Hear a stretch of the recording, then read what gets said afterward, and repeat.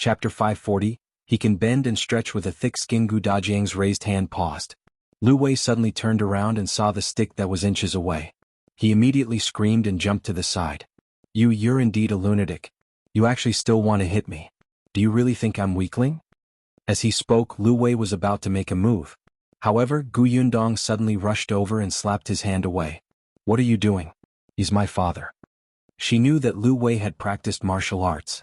Although he only had amateur martial arts skills, it was more than enough to deal with the weak Gu Dajiang. Lu Wei almost fell to the ground. When he stabilized himself, his eyes widened in shock. His fingers trembled fiercely, and he looked like he was about to go crazy. What did you say? This lunatic is your father? Lu Wei, what did you say? Lu Wei suddenly took a step back, but he still looked incredulous. On the other hand, Gu Dajiang snorted and said to Gu Yundong, I knew it. He's unreliable. You shouldn't marry a man like him. You were indeed lying to me about his advantages of maturity and stability. How is he reliable? As he spoke, he turned to look at Lu Wei. Xiao Qingyan, if you want to marry my daughter, do it in your next life. Gu Yundong was speechless. What happened? Lu Wei was speechless. Wait. Did he do something wrong to hurt his brother again? Fortunately, Gu Yundong was quick-witted and immediately reacted. She did not know whether to laugh or cry. Father, he's not Xiao Qingyuan. What?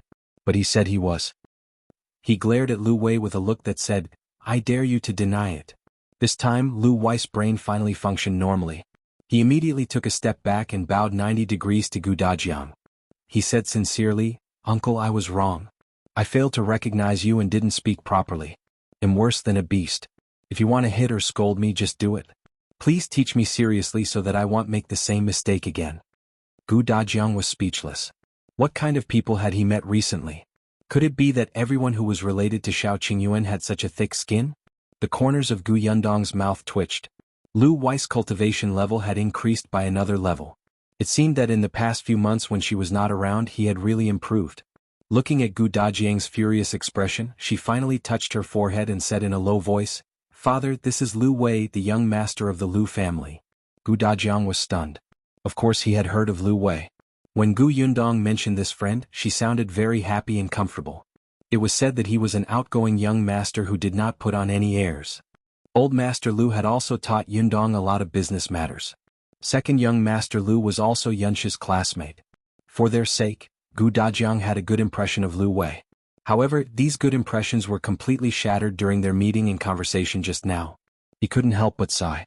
He glanced at Lu Wei and said angrily, All right, if there's anything, let's talk inside. Stop making a fuss. Who calls a woman's maiden name at the entrance? Yes, you're right. I won't do it again. Gu Dajiang had no temper towards such people. He turned around and left. Seeing this, Lu Wei heaved a sigh of relief and hurriedly followed. Madame Fong and her daughter stayed where they were. What about us? Chapter 541. Too touching. Gu Yundong seemed to have just discovered the mother and daughter. She turned around in surprise. Aunt Fong, why are you here? Madame Fang's eyes twitched. We've always been here. Really? I'm sorry I didn't notice just now. Gu Yundong smiled sweetly and sincerely. However, Madame Fong and her daughter felt that she was very detestable. She was clearly ignoring them on purpose. However, when she thought of her motive for coming today, Madame Fong suppressed the anger in her heart and squeezed out a smile. She said politely, Your eyes were on young Master Lu. No wonder you didn't see us. By the way, this is... She glanced at Gu Dajiang and asked. Gu Yundong found it funny. Didn't this woman hear her call him father just now? The woman even had an innocent expression on her face. Aunt Fong, you're a widow. Isn't it inappropriate for you to ask about a man's identity? Madame Fong was speechless. She really hated Gu Yundong. Chen Yulan awkwardly changed the topic. Mother, you're too much. Didn't Yundong call him father just now? He must be Uncle Gu. As she spoke, she smiled and called out to Gu Dajiang. However, she quickly revealed a puzzled expression. But Yundong, didn't I hear that Uncle Gu went missing? How did you find Uncle Gu? Gu Yundong looked at her with a faint smile. How did I find him? Actually, I didn't find him. My father has been looking for us. My father is a person who values friendship and loyalty. Ever since he lost contact with us, he hasn't eaten a full meal or slept well.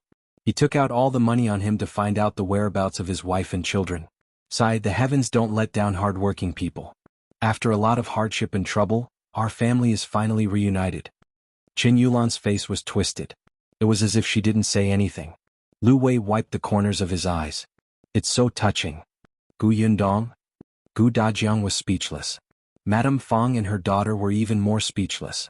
Although the truth was quite touching, Gu Yundong's exaggerated expression and prolonged voice made it sound like she was reciting a book. Gu Yundong could not be bothered with Lu Wei's abundant feelings. She said to Madame Fang and her daughter, "If there's nothing else, well, go in first." Qin Yulan wanted to stop her. This woman had no manners at all. They were already in front of her house, but she didn't intend to let them in. She didn't invite them to drink some sugar water before leaving. However, Gu Yundong pretended not to hear anything. She turned around and entered the door. When the door closed, she blocked Madame Fang and her daughter outside. The two of them stomped their feet in anger, but there was nothing they could do. They could only glare angrily at the door and turn around to leave. That Gu Dajiang is somewhat similar to Gu Yunshu. Could he really be Gu Yundong's biological father? As Qin Yulan walked back, she knitted her brows and murmured, "How could it be so coincidental? Did they really find him? Mother, what should we do next? It won't be easy for Uncle Jiang to have any ideas about Gu Yundong's foolish mother. Even if he succeeds with Gu Dajiang around, the Gu family's assets won't fall into his hands. At most, Gu Dajiang will divorce Madame Yang and let her marry into the Jiang family." At the thought of this, Qin Yulan felt very depressed. All the preparations she had made for so long were in vain. She kicked the stone under her feet in frustration. Suddenly, she realized that it had been very quiet beside her. She had said so much, but her mother did not reply. She turned around in surprise and looked at Madame Fang. "Mother, I'm talking to you. Did you hear me?" Chapter 542. Fond of Gu Dajiang. Madame Fang suddenly stopped in her tracks. It was unknown what she was thinking, but her eyes suddenly lit up with burning ambition. "Laner, that's Gu Dajiang, right?" Qin Yulan blinked. "Yes, Gu Yundong calls him father." Madame Fang's smile gradually widened. "Gu Dajiang is quite good-looking. Moreover, I heard that he has studied before. He's a knowledgeable person." Qin Yulan knew her mother too well. When she heard this, how could she not understand what her mother was trying to do? But this was too whimsical. "Mother, don't tell me you want to," Madame Fang glared at her. "What? Can't I think about it? Gu Dajiang is talented, handsome, and so rich. Think about it. If we let Jiang Yongkang seduce Madame Yang, we'll have to split the Gu family's assets equally with him. But if Gu Dajiang and I achieve something, the entire Gu family will be ours. When I win over Gu Dajiang, Gu Yundong will have to listen to me and do whatever I tell her to do." Qin Yulan felt that this matter was unreliable. But Gu Yundong just said that Gu Dajiang values the mother and daughter very much. He even suffered a lot to find them. What do you know? Don't others say that the more you lack something, the more you stress it? Look at how confident she is. She's clearly afraid that others will see that Gu Dajiang doesn't care about them. That's deliberately for outsiders to see. With Madame Yang's appearance, which man has the patience to coax her? But this is just your guess, mother. What Qin Yulan didn't say was that regardless of whether Gu Dajiang really looked down on Madame Yang, at least she was good-looking. Although her mother was not bad, she was still far inferior to Madame Yang. However, on second thought, so what if Madame Yang was good-looking? She was a fool who did not even understand the relationship between a man and a woman. Men were the most impatient. They could still coax her for a day or two, but after a long time, they would probably be tired of her.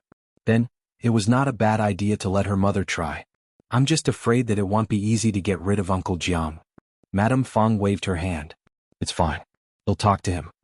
Qin Yulan did not say anything else. The two of them returned to Chen Liang's house with their own thoughts. Now that Madame Fang's courtyard had been rented to Jiang Yongkang, they naturally had to stay at Chen Liang's house.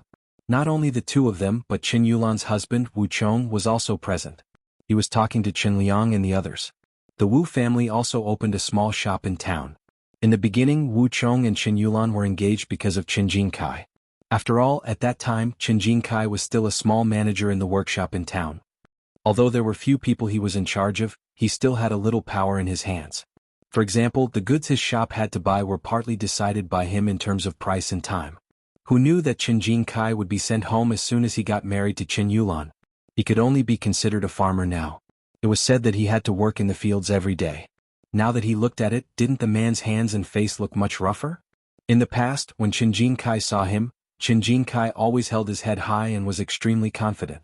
Occasionally he would teach Wu Chong as his wife's uncle and even warn him not to bully Qin Yulan. Wu Chong was actually very unhappy. He was just a small manager. Did he really treat himself as an elder? Now that he saw Chen Jinkai again, he suddenly had a sense of superiority. So what if he was his wife's uncle? So what if he was older than him? Wasn't he just a farmer who buried his head in the fields every day? Chapter 543. The Chen family's displeasure. Wu Chong was proud in his heart, and he could not help but show it on his face. He was no longer as humble towards Chen Jinkai as before. Instead, he looked like he did not think much of him. Although the in-law's eldest uncle was the village chief of Yongfu village, he could not reach into town. His eldest cousin was now a farmer, and his second cousin was said to be working in some workshop. Alright, it's a workshop in Yongfu village. It's not very promising. In Wu Chong's opinion, there was something wrong with the Chen father and son's brains. They actually degraded themselves to be long-term workers in the village's workshop. What were they thinking? Wu Chong felt that his in-laws could no longer help him. He didn't care much about Chen Yulan's visit today. However, he wanted to vent his secret pride. He just wanted to see Chen Jinkai's miserable state. Unexpectedly, Chen Jinkai was different from what he had imagined. He seemed to be very happy with the haul. Wu Chong could not vent the joy in his heart, so his face remained dark. Chen Yulan came back at this time. When Wu Chong saw her, he wanted to return to town as soon as possible. He didn't even want to stay for dinner. However, Chen Yulan didn't agree. Mom isn't back yet. Let's have lunch before we leave. I saw that eldest aunt and sister-in-law are busy in the kitchen. It's not good to leave just like that. Madame Wei happened to hear this when she came in with a teapot to add water to them. She pursed her lips secretly. When she returned to the kitchen, she could not help but mutter to Madame Song. She knew that we were busy in the kitchen, but she didn't come in to help. Didn't you see that young master's eyes were almost rolling up to the sky? I didn't know before, but now I realize that he's just a superficial person. Madame Song snorted coldly. As she picked the vegetables, she said, "What's so strange about that? I already said that the Wu family is not a good match. Second aunt still thinks that I'm a busybody." The two sisters-in-law also had small conflicts on a daily basis, especially after they lived together at home. They often disliked each other. However, now that they were facing a common enemy, it was obvious that they really did not welcome the visitors. Madame Zhou berated, "Alright, it's rare for her to come. It's only a meal. They'll leave after eating." Madame Wei muttered softly, "She's not willing to eat at our place. If it weren't for the fact that second aunt isn't back yet, they might have gone back." Madame Zhou paused. His second aunt isn't back yet? Where did she go in such a short time? There's no family in the village that she's especially close to. She couldn't figure it out. Madame Fong didn't like to go out in the past. After Chen Yulan got married, she only came back once or twice. At most, she would stay in their house and leave in less than 4 hours. This time, she said that she would accompany Yulan to meet her friends, but Yulan was already back. Where else could Madame Fong go? Madame Zhou and the others did not know that Madame Fong, whom they had missed, was at home not far from them. Not only her, but Jiang Yongkang was also at home. At this moment, the two of them were criticizing each other without showing any weakness. Madame Fong wanted to push the blame to him. "Gu Dajiang is indeed back. You haven't made any progress for so long. It's too late to do anything now. Let's not waste time and return to town." Jiang Yongkang was so angry that he wanted to laugh. "Alright, I'll go back then. Where's the money? I spent so much time and I've stayed in this lousy place in the countryside for so long that I have lost weight twice. I can't possibly not get any benefits, right?" The two of them were so engrossed in their fight that they did not notice that someone was hiding outside with a cloth bag in his hand. Chapter 544. Something must have happened. Tong Ping did not follow Madame Fong to collect the fruits today. After receiving Gu Yundong's instructions, he quietly followed behind Madame Fong. When he saw her enter the courtyard, he sneaked to the back of the house when no one was looking. The wall here was much shorter and one of the parts had collapsed. It was accidentally pushed down by too many people on Chen Yulan's wedding day. Madame Fong didn't repair it. Anyway, she was going to live in town. Although Jiang Yongkang moved in later, this wasn't his house, so he wasn't willing to pay so much money to repair it. Anyway, this was the backyard, so it didn't affect him much. Now the wall was convenient for Tong Ping. With a little force, he quietly climbed in. Hearing the low-pitched argument coming from the house, Tong Ping shook the cloth bag in his hand and chuckled. After a while, not only did he hear the quarrel in the house, but he also heard the sound of footsteps coming from outside the courtyard. He knew that the time had come. He opened the cloth bag and pulled out a snake. The snake was emerald green in color, slender and long, about 1 meter long. At this moment it was being dragged by Tong Ping, and it even wriggled a little uneasily. Tong Ping smiled. While the people inside were still talking, he stuffed the snake into the window. The snake's color was very conspicuous. Almost as soon as it appeared, the people in the room noticed it. Ah! A terrified scream sounded as expected. Tong Ping covered his mouth and laughed but soon frowned. That's not right. Why is it a male voice? He secretly looked inside and his mouth twitched. In the room, Jiang Yongkang's face was pale. He pointed at the snake and quickly pounced into Madame Fang's arms. Cold sweat dripped down and his lips trembled. Snake, snake, how can there be a snake? Quickly chase it away, quickly chase it away, ah! His terrified voice was unidentifiable as he hugged Madame Fang tightly. Madame Fang almost couldn't breathe. Compared to his scream of fear, Madame Fang was much calmer. Although she was a woman and usually did not go to the fields, she was not a lazy person. Sometimes, snakes would slither in her courtyard.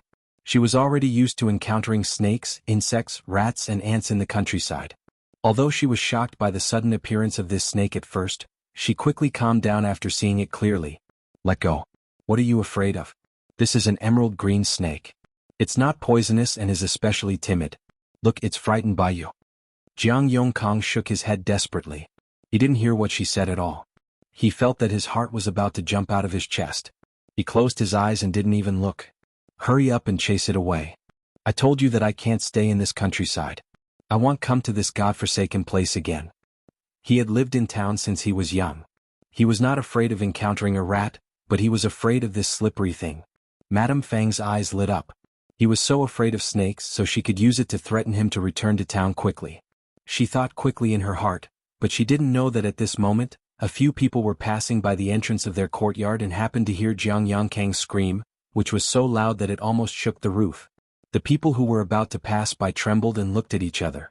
One of them immediately said worriedly, "It seems to be Brother Jiang's voice. He's screaming so badly. Could something have happened? Something must have happened. Maybe a thief broke in. Let's go in and take a look." Chapter 545. Revealing the adultery. The few of them immediately became anxious and went to push open the courtyard door without saying anything. The door was pushed open. No one thought too much about it. After all, it was broad daylight and no one locked the courtyard in the countryside. As they entered the courtyard, they heard frightened voices coming from the room on the left. Everyone became even more worried. They rushed over and pushed open the door. "Brother Jiang, why are you?" He stopped mid-sentence. Everyone at the door looked at the two people hugging each other in shock. They did not even notice the green snake slithering away through the door in fear. At this moment, Jiang Yongkang was so afraid that he even placed his legs on Madame Fang's waist. Madame Fang could not withstand his weight and fell back onto the bed. In addition, she wanted to push him away and make him let go of her. Their clothes were loose and even their breathing was messy. In everyone's eyes, these two people were doing shameless things in broad daylight. The people at the door couldn't help but gasp. Madame Fang and Jiang Yongkang were also stunned. Their faces instantly turned pale and there was only one thought in their minds: it was over. Both sides seemed to have come to a standstill until someone's sharp voice sounded. "You, the guy from Chen Tian's family, what are you doing?" Madame Fang trembled and Jiang Yongkang finally let go of her. Hearing this question, he hurriedly explained, "You've misunderstood. There's nothing between me and sister-in-law Chen. Just now a snake came in. I was afraid so I lost control." "Oh, who would believe that?" Soon a mocking voice sounded. "A snake? Where is the snake? Why didn't we see it? Besides, even if there is a snake, it's a fact that you're in the same room. Could it be that the snake chased you into the room together?" Jiang Yongkang was speechless for a moment. He explained awkwardly, "We have something to discuss, so, what important matter do you have to discuss in the room alone? Tell us." "Haha, what else can it be? A man and a woman in the same room. Don't tell everyone that you don't know what it is. It's a big matter of giving birth." "Ha ha ha ha." The two women echoed each other. Madame Fang looked at them. These two were just two gossipy women who usually didn't get along with her. Why did she have to see them? What should he say? How should he explain? Madame Fang's mind went blank for a moment, not knowing what to do.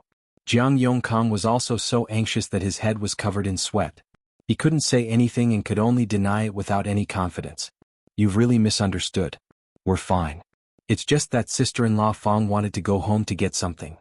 "Yes, she wanted to go home to get something, so we ran into each other. Later we encountered a snake, so we became like this out of fear." However, this explanation was not convincing at all. "She came back to get something?" Why did she come over personally? I heard that her son-in-law came over today. She knew that there was a man living at her home, so she should let her son-in-law come over to get it. I think it's clearly the two of you meeting here privately, right?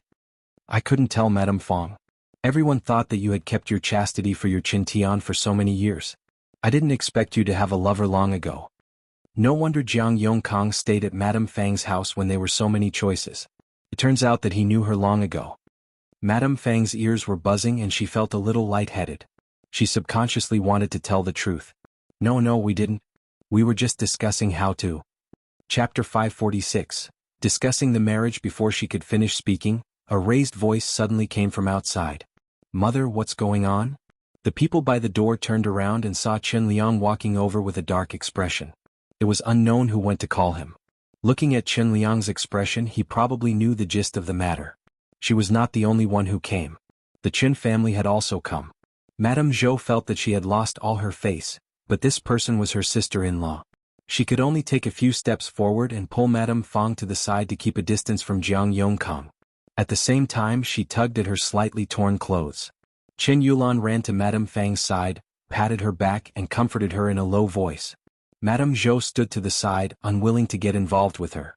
Chen Liang's heavy gaze landed on Jiang Yongkang. What exactly happened?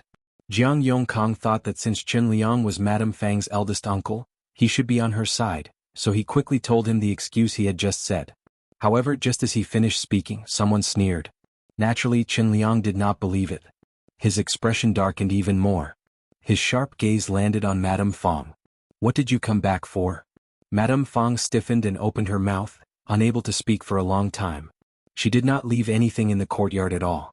When she moved to town, she packed everything and left. Where could she find something? She searched her clothes. Other than a handkerchief and a little silver, there was nothing else. Could it be that she would come back to find these two things? Not to mention that others did not believe her, even she did not believe it herself. However, Chen Liang had completely lost his patience. He suddenly shouted, "Speak." Madame Fong was shocked and her mind started to be in a mess again. She opened her mouth and said, I didn't. We have something to discuss. Jiang Yongkang almost died from her stupidity. He had finally found an excuse, so she should have continued the story. Then she would casually say that the things she wanted to take were gone for some reason. Could it be that Chen Liang, the eldest uncle, really dared to take his sister-in-law to the pond? Chen Liang's voice became even colder. Discuss what? We discussed. Before Madame Fong could finish, Chen Yulan, who was hugging her, whispered in her ear, Mother, admit your relationship with Uncle Jiang. Madame Fong looked at her in shock, but Chen Yulan was a little anxious. Are you really going to say that you're plotting against the Gu family? It's hard to say if others will believe it, but Gu Yundong will definitely settle scores with us. The Gu family is rich now and young Master Lu is backing them up. They can crush us like ants. We can't have anything to do with them. Most importantly, if the Gu family's matter was brought up, she would definitely be implicated. At that time, everyone would know that she was vicious. How could the Wu family tolerate her? But Madame Fong was still hesitating. How could she admit to having a relationship with Jiang Yongkang? If she admitted it, what would happen to her in the future? However, Chen Yulan couldn't care less. Seeing that she didn't say anything for a long time, she simply said, My mother was indeed talking to Uncle Jiang. They were discussing their marriage. Madame Fong was stunned and so was Jiang Yongkang. Chen Liang and the Chen family were also stunned. The surrounding villagers widened their eyes in shock. Discuss the marriage? Madame Fong wanted to deny it, but Chen Yulan grabbed her hand. She still said before Madame Fong could, Yes, uncle. This was my idea. Chapter 547. Her good daughter Chen Liang frowned and turned to look at Chen Yulan. The latter looked calm and said slowly, I'm already married. Now, my life is blissful and my family is happy. However, my mother is alone. She stays in the courtyard in town and doesn't even have anyone to talk to. My heart aches for her. Uncle, you said before that as long as she meets a suitable person, you won't object to my mother remarrying, right? Chen Liang nodded. He was not an unreasonable person. His second brother had died early and Madame Fong was still young. If she found someone to live with, she would have someone to rely on in the future. Chen Yulan sighed and said, Uncle, you know that my mother is doing this for me. All these years she has been gritting her teeth and holding on to this family. She has never mentioned marrying again for fear of making me suffer. But now that I'm married, it's time for her to let go. I advised her to find another partner and live with him in the future. When she grows old, she will have someone to take care of her. Previously, when I got to know Uncle Jiang, I thought that he was a good person and someone to rely on. His family is in town, so it's convenient for her to see my mother. That's why I advised my mother to consider it. My mother thinks that she's already so old. There's no need to make such a big deal out of it. She wanted to discuss it with Uncle Jiang first. If they don't have any objections, then the two families can gather at a table for a meal and get to know each other. No one expected that they would meet a snake just after talking for a while. It's such a coincidence. Now that the imperial court was encouraging widows to remarry, it was not shameful for Madame Fong to find another man to live with.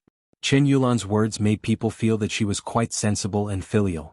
Of course, there were also people who remained suspicious. But so what if they suspected? The two of them were indeed together, so there would only be two outcomes.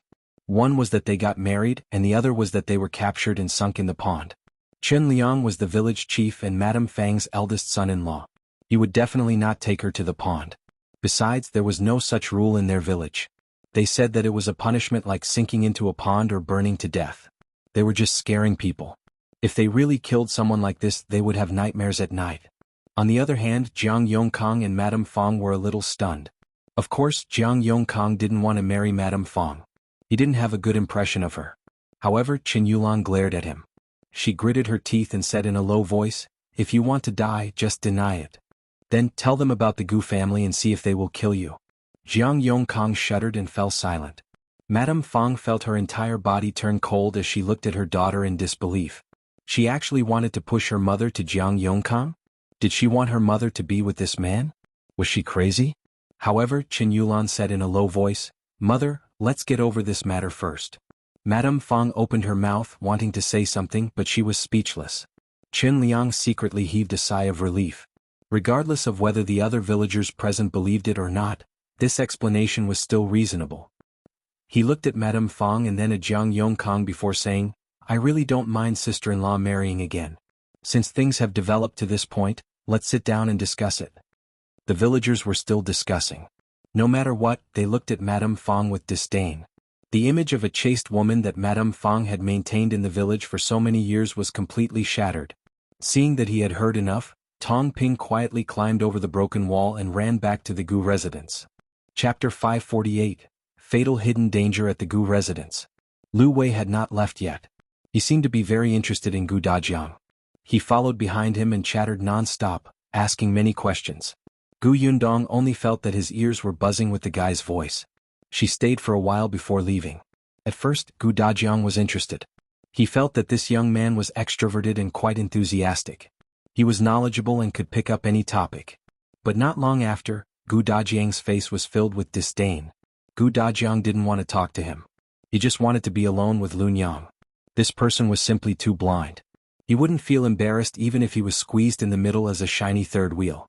No wonder he hadn't gotten a wife yet. When Tong Ping returned, he could still hear Lu Wei's exaggerated laughter. He trembled slightly and hurried to report the situation to Gu Yundong. Jiang Yongkang and Madame Fong were caught red-handed. According to misinstructions, Zhao Dafa led those women who didn't get along with Madame Fong to pass by her courtyard. They heard Jiang Yongkang's cry and rushed in. The two people in the house happened to be hugging each other. Gu Yundong nodded as she listened. When she heard this, she was slightly stunned. Jiang Yongkang's cry? Tong Ping coughed lightly, and the expression on his face could not be controlled. Yes, Madame Fong has lived here since she was young. She could tell at a glance that the snake was not poisonous. Jiang Yongkang was so frightened that his face turned pale and he jumped onto Madame Fong. Gu Yundong was speechless. Jump onto her? She held back her jaw, which was about to fall, and let Tong Ping continue. After hearing that, she couldn't help but sneer. Chen Yulan is really her mother's good daughter. In order to clear her name, she directly made her mother and Jiang Yongkang a couple. That was why Tong Ping was dissatisfied. So we only took care of those two? Chen Yulan escaped just like that? I think all the bad ideas came from her. She's the culprit. Don't worry. Her mother did such a thing. Even if Chen Yulan helps her, how many people can really be convinced? Her reputation in the village has already been ruined. Moreover, she's with Jiang Yongkang now. She's no longer a member of the Chen family. If Chen Liang doesn't treat her as his brother's wife, I'm afraid he won't protect Chen Yulan like before. This matter also affected Chen Liang. After all, Madame Fong was still a member of the Qin family. Fortunately, there were no suitable men and women in the Qin family who had to marry. When Yo Dan and the others grew up and got married, this matter would have long been forgotten. Coupled with the fact that Chen Liang was the village chief, he still had some prestige in Yongfu village. No one dared to criticize him. However, Madame Zhou and her daughter-in-law would probably be mocked. Although Gu Yundong had a good relationship with the Qin family, she could not let Madame Fong off so easily just because of a few words. That would only make them push their luck. She was just giving them a taste of their own medicine. Wasn't Madame Fong and Jiang Yongkang a match made in heaven? As for Qin Yulan, she was anxious to clear her name, but she forgot that besides the villagers of Yongfu village, her husband was also present. In fact, Wu Chong was the one who felt most embarrassed about what had happened to Madame Fong.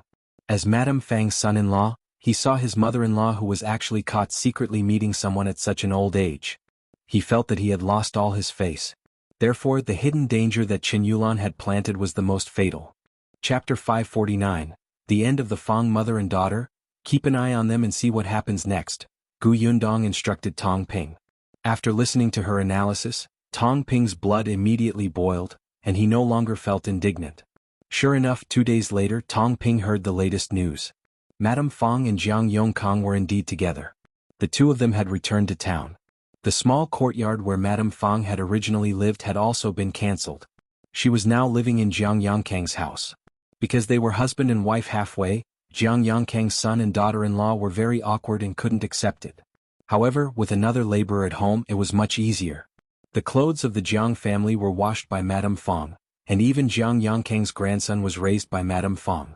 Madame Fong was petty and lazy, so she naturally had to refuse. However, Jiang Yongkang had no feelings for her.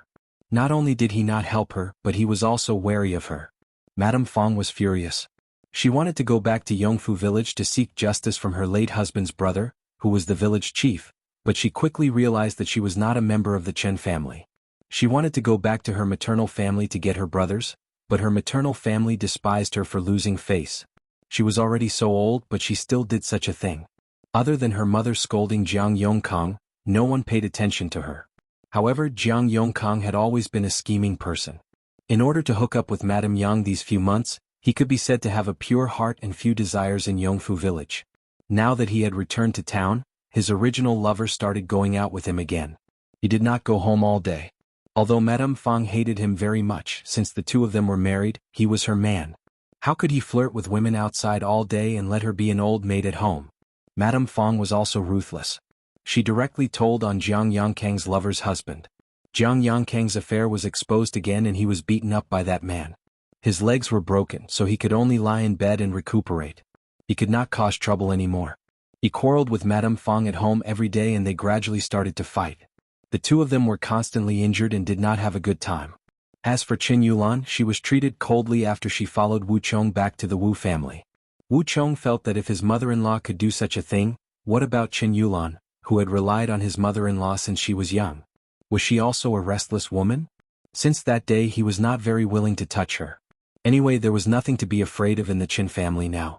He began to have no scruples when doing things. The Wu family also had an understanding of the Fong family, especially after Wu Chang's subjective depiction. The Wu family unanimously believed that Madame Fong was unruly and had embarrassed their family. If Qin Yulan had done anything wrong, the Wu family would have divorced her.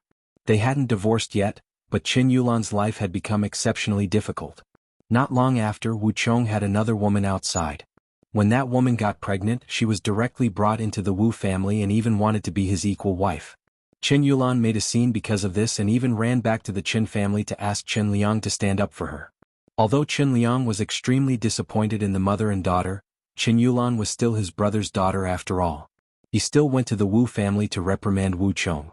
Wu Chong did not take Qin Liang seriously at all. He scolded him for being a busybody and even said that he wanted to divorce his wife.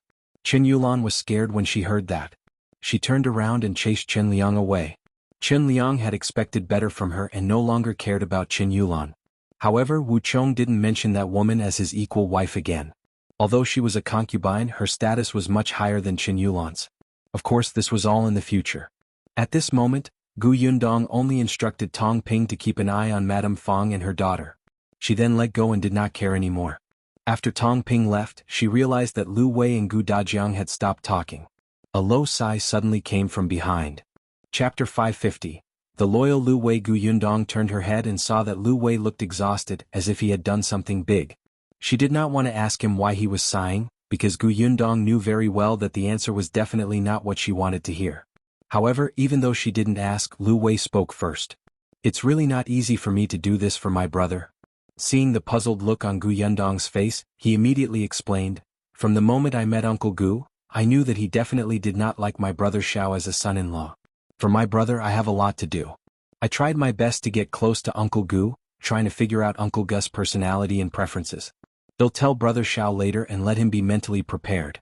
When the time comes he can cater to your father's liking and achieve twice the results with half the effort. How is it? I've contributed so much for you two's future. Isn't it impressive?" Gu Yundong looked up at the sky. After a long time she said faintly, "My father reads books. And then, he thinks that you are a product of those who you hang around. You are the same as the friends you make," Gu Yundong said with great difficulty. "Previously, I had always instilled in my father the impression that Xiao Qingyun was a steady, responsible, taciturn, but practical person. Now it seems that everything has been overturned by you." Lu Wei blinked, then blinked again. "That didn't sound right. Gu Yundong, are you saying that I'm unreliable, irresponsible, and nagging?" Lu Wei was furious. "Have you forgotten who helped you manage the workshop when you weren't in Yongfu village?" Gu Yundong immediately denied it. "That's not what I meant." "It is." Lu Wei was furious and raised his voice, but there was an inexplicable hint of guilt in his voice. In the end he was still a little nervous. Could it be that he had really done something bad out of goodwill? Damn it. If Uncle Gu really felt that Xiao Qingyuan was a good-for-nothing, wouldn't he have broken up his brother's marriage? Lu Wei laughed bitterly in his heart, but on the surface he was bluffing. "Let me tell you, you're humiliating me. I'm very angry. I won't forgive you. Don't look for me in the future." With that, he rushed out of the Gu family's courtyard, climbed into his carriage and left. Gu Yundong was speechless. He seemed to be the one who came to Yongfu village to look for her all the time, right? Aunt Ku slowly walked out from behind. She could not help but glare at Gu Yundong. "Why are you scaring him? Aunt Ku seems to like Lu Wei. It can't be helped. After interacting with a black-hearted glutinous rice ball like you for a long time, his sincerity is commendable." Gu Yundong laughed. Did she treat him as a child like Yunshu and Yunka? She wanted Aunt Ku to wake up. After all, he was the eldest young master of the Lu family. Although he was a little silly, it was impossible to say that he was not shrewd at all. At the very least he was a drama queen. However, when she looked up, she realized that Aunt K's expression was solemn and reluctant. Gu Yundong's heart skipped a beat and her voice softened. "What's wrong? Is there something on your mind? Or did something happen? Tell me. As long as I can do it, I will definitely do it." Aunt Ku sighed slightly. She looked at Gu Yundong, who seemed to want to say something but hesitated. It seemed that there were some words that she had been hiding in her heart for a long time. Now that she wanted to say it, she actually did not know where to start. "Aunt Yu." Chapter 551. Auntie Ku is leaving Yundong. Aunt Ku interrupted her. "I'm very happy to hear you say that. It's not in vain that I've treated you sincerely." Gu Yundong frowned and heard her continue, "But I should go." "Go? What do you mean?" "Back then, I stayed in the Gu family because you wanted to go out to look for your father and Imperial Physician Song. I was worried about Yunshu and Yunka, so I stayed in the Gu family to take care of them. Your father has been found, and you can also contact Imperial Physician Song. In the future, you don't have to worry about the two children when you go out. Naturally, I should go home." Gu Yundong was caught off guard. She really did not expect Aunt Ku to say goodbye. "Why should you go back? You're alone at home. Yunshu and Kiki are here to accompany you. Besides, we've long treated you as family and plan to support you in your old age." "I know." Aunt K's expression softened. These days she had also treated these children as family. "Although I can't bear to Yundong, I should go back." Aunt K's expression was serious and her eyes were stubborn. The Gu family did not treat her as an outsider, but she had a family after all. She also had relatives. Putting everything else aside, just the fact that she still had Nye Tsong, her nephew, to support her in her old age meant that the Nye family would definitely bring her back without a word. If she stayed in the Gu family and let the completely unrelated Gu Yundong take care of her in her old age, what would that count for? The Nye family would be criticized. Moreover, it was also very awkward for her to continue living in the Gu family. Gu Yundong was silent. She lowered her head slightly as if she did not want to talk to Aunt Ku. She seemed to be throwing a tantrum. Aunt Ku wanted to laugh. You're actually so childish. Alright, I know how you feel. It's not like we can't see each other in the future. The prefectural city isn't far from here. When I miss you guys, I can just come over again. My body is very strong. It won't be a problem for me to travel back and forth. Gu Yundong pursed her lips and did not want to speak. After a long time she wiped her face. Alright, since you've made up your mind, I'll respect your choice. However, I won't care about Kiki and Yunshu. Go convince them yourself. She was indeed black-hearted. Aunt Ku had thought that she was a little cute just now, but she immediately revealed her true colors. However, she had already dealt with Gu Yundong. Could it be that she could not deal with Yunshu and Yunka? That night, when Yunshu returned home from school, Aunt Ku had a very deep conversation with the two children. Of course, the two of them couldn't bear to part with her, especially Kiki. She was crying so hard that her face was smudged. The young lady was the person who interacted with Aunt Ku the most. When Gu Yundong left Yongfu village, it was Aunt Ku who took care of her. After interacting for a long time, they developed feelings for each other and were used to it. When she suddenly wanted to leave, the young lady burst into tears. Aunt Ku comforted her for a long time before she nodded obediently with tears in her eyes. She stayed in her arms for the entire night and refused to leave. Aunt Ku was helpless and happy.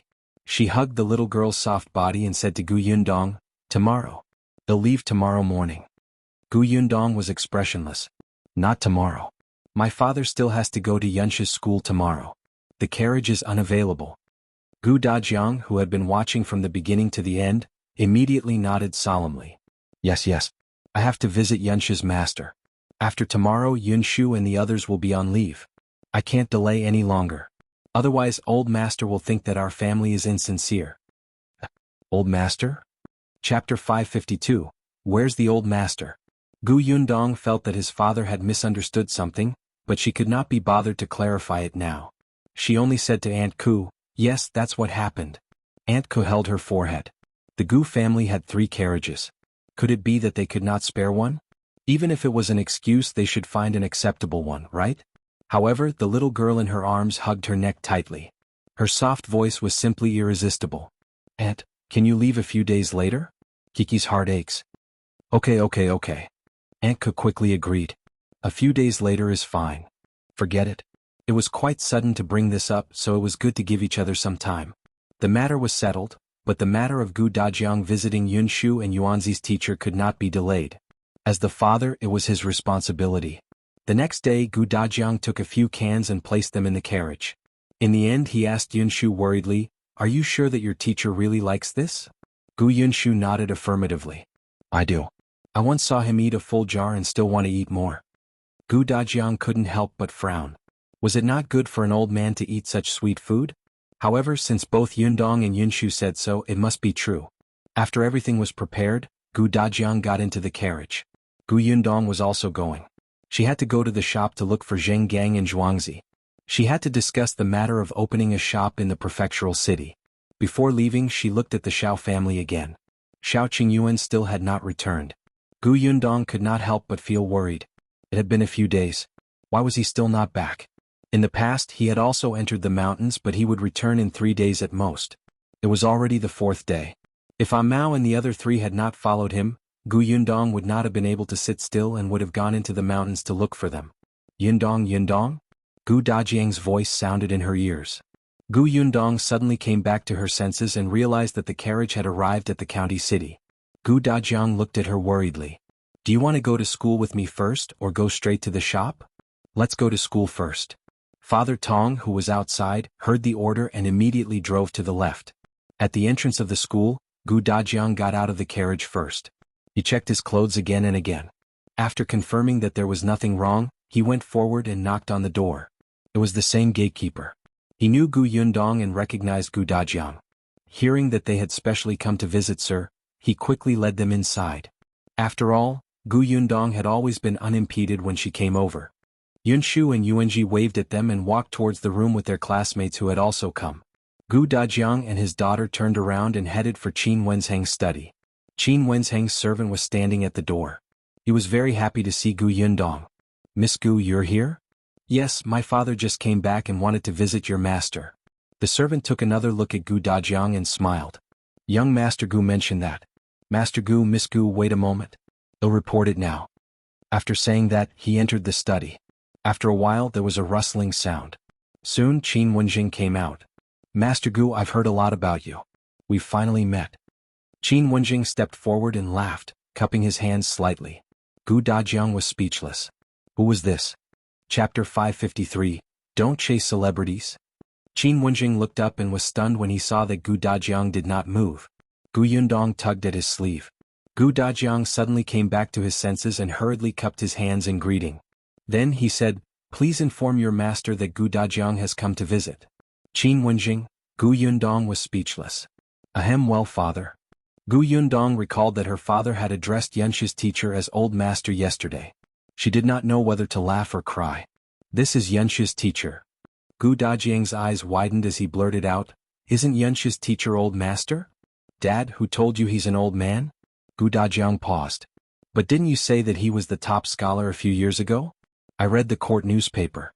Every top scholar for nearly 15 years is above 40 years old. But he's only... He paused and suddenly thought of something. He frowned and said, There's a young genius. He did become the top scholar a few years ago. But didn't that young man surnamed Qin die of illness? Qin Wenjing touched his nose, coughed lightly and said, If I'm not wrong, I should be that young man surnamed Qin Wenjing. Gu Dajiang suddenly looked at him, his eyes burning. However, his body didn't move as if he was frozen. Father? Qin Wenjing should be quite normal looking, right? Was he that scary? Qin Wenjing could not help but look at Gu Yundong and explain, Previously, I did resign for some reasons. There were rumors that I had passed away from illness. I didn't expect this rumor to spread to the Yongning prefecture. You misunderstood. You're really Qin Wenjing? After a long while, Gu Dajiang finally reacted. His throat was extremely dry and his voice was hoarse. Qin Wenjing nodded. I'm indeed Qin Wenjing. Miss Gu can testify. Gu Dajiang turned his head and stared at his daughter in a daze. Seeing her nod, he couldn't help but ask, Why didn't you tell me that Yunshi's teacher is called Qin Wenjing? I'm afraid father will say that it's impolite for me to call the teacher by his name. There were many rules for scholars, especially when it came to respecting teachers. Qin Wenjing was Gu Yunshi's teacher, so it was better for her not to be too casual. Who knew that her father would misunderstand that the other party was an old man? Gu Yundong secretly laughed. When she looked up again, she saw her father looking at Qin Wenjing excitedly. The light in his eyes was almost blinding. Master Qin, Mr. Qin, I didn't expect to see you again in my lifetime. This is simply great. You've even become my son's master. The essay of the master's palace examination was excerpted by someone. I was lucky to be able to read it and admire your literary talent. At that time, I thought that if I could meet you one day and ask you for guidance on the essay, I would have no regrets in my life. I didn't expect it to be true. Gu Yundong widened her eyes. No, father, the other party is a scheming person without any integrity. He is not worthy of your admiration. Wake up quickly. Father, well, you've seen Yunshi's teacher. Shouldn't we go? Gu Dajiang didn't even turn around. No. I still have a lot to talk to you about. If you don't mind, can you treat me to a cup of tea? I don't mind. Qin Wenjing glanced at Gu Yundong and immediately agreed. Gu Yundong felt terrible. Father, where's your composure? You're already so old. Don't chase after celebrities anymore, right? Chapter 554. Wishes are about to come true. Gu Yundong tried a few times, but in the end she could not take Gu Dajiang away. She could only leave him in the Qin family to exchange knowledge with Qin Wenjing. She sighed as she walked out of the Qin family school and looked up at the sky. The power of an idol was so great that her father's personality had changed. It was so great that she felt that her status in her father's heart was starting to become precarious. Gu Yundong turned to look at the Qin family's door again before striding forward and entering the carriage. The car drove towards Gus. Not long after, it stopped at the entrance of Gus. When Zhuangzi saw the familiar carriage, he came forward without a word. It was indeed Gu Yundong. He quickly reached out to help her. After being glared at by Gu Yundong, he retracted his hand in embarrassment. Gus' business was quite good. The Gu family's workshop sent fresh goods over every day and they were sold very quickly. When Gu Yundong entered, there were still a few people watching in the shop. It was different from buying white sugar in the past. Women were more interested in dried fruit shops. Therefore, from time to time, there would be well-dressed women coming to the shop. Whether it was food or sweets, they contributed to a large portion of the sales. The moment Gu Yundong entered, she went straight to the counter. The women were a little surprised. They did not know her identity and whispered a few words. Zhuangzi quickly helped them buy the things. Then he ran over and asked, "Boss, why are you here? Did you write this?" Gu Yundong looked down and found a few pieces of paper. She raised her eyebrows slightly when she saw the gradually smoothing handwriting. Zhuangzi stuck his head out to take a look and immediately chuckled. "I wrote it. How is it, boss? Did I improve a lot?" He felt that it was not bad. He was someone who was determined to be a shopkeeper. Gu Yundong glanced at him and saw Zheng Gang coming out of the backyard with the account book. He must have gone to check the goods. He was stunned when he saw Gu Yundong. "Boss is here?" "Yes, Uncle Zheng. I came here this time because I have something to tell you." Zheng Gang put the account book away. "Boss, feel free to let me know if you need anything. It's like this." Gu Yundong sat on a chair in the reception area with him. As he drank the tea that Zhuangzi had poured, he said, "I plan to open another Gus in the prefectural city. As you know, although the business of this shop in the county city is good, its demand is limited. There are only so many people in the county city." Zheng Gang nodded. Indeed. He knew that the boss would expand Gus sooner or later. "You've done very well in Gus. There aren't many people I can trust, so I want to hand over Gus from the prefectural city to you. Uncle Zheng has stayed in the prefectural city for a few years before. You're familiar with the situation there and is the best candidate. Of course, it will be tiring at the beginning and there will be many miscellaneous matters. Uncle Zheng will have to work harder."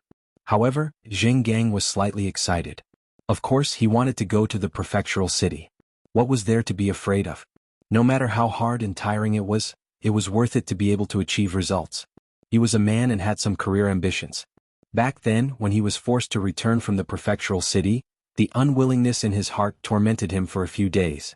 Now that he finally had a chance to stand up again, how could he not be happy? Hence, Zheng Gang quickly agreed. "Boss, I'll go."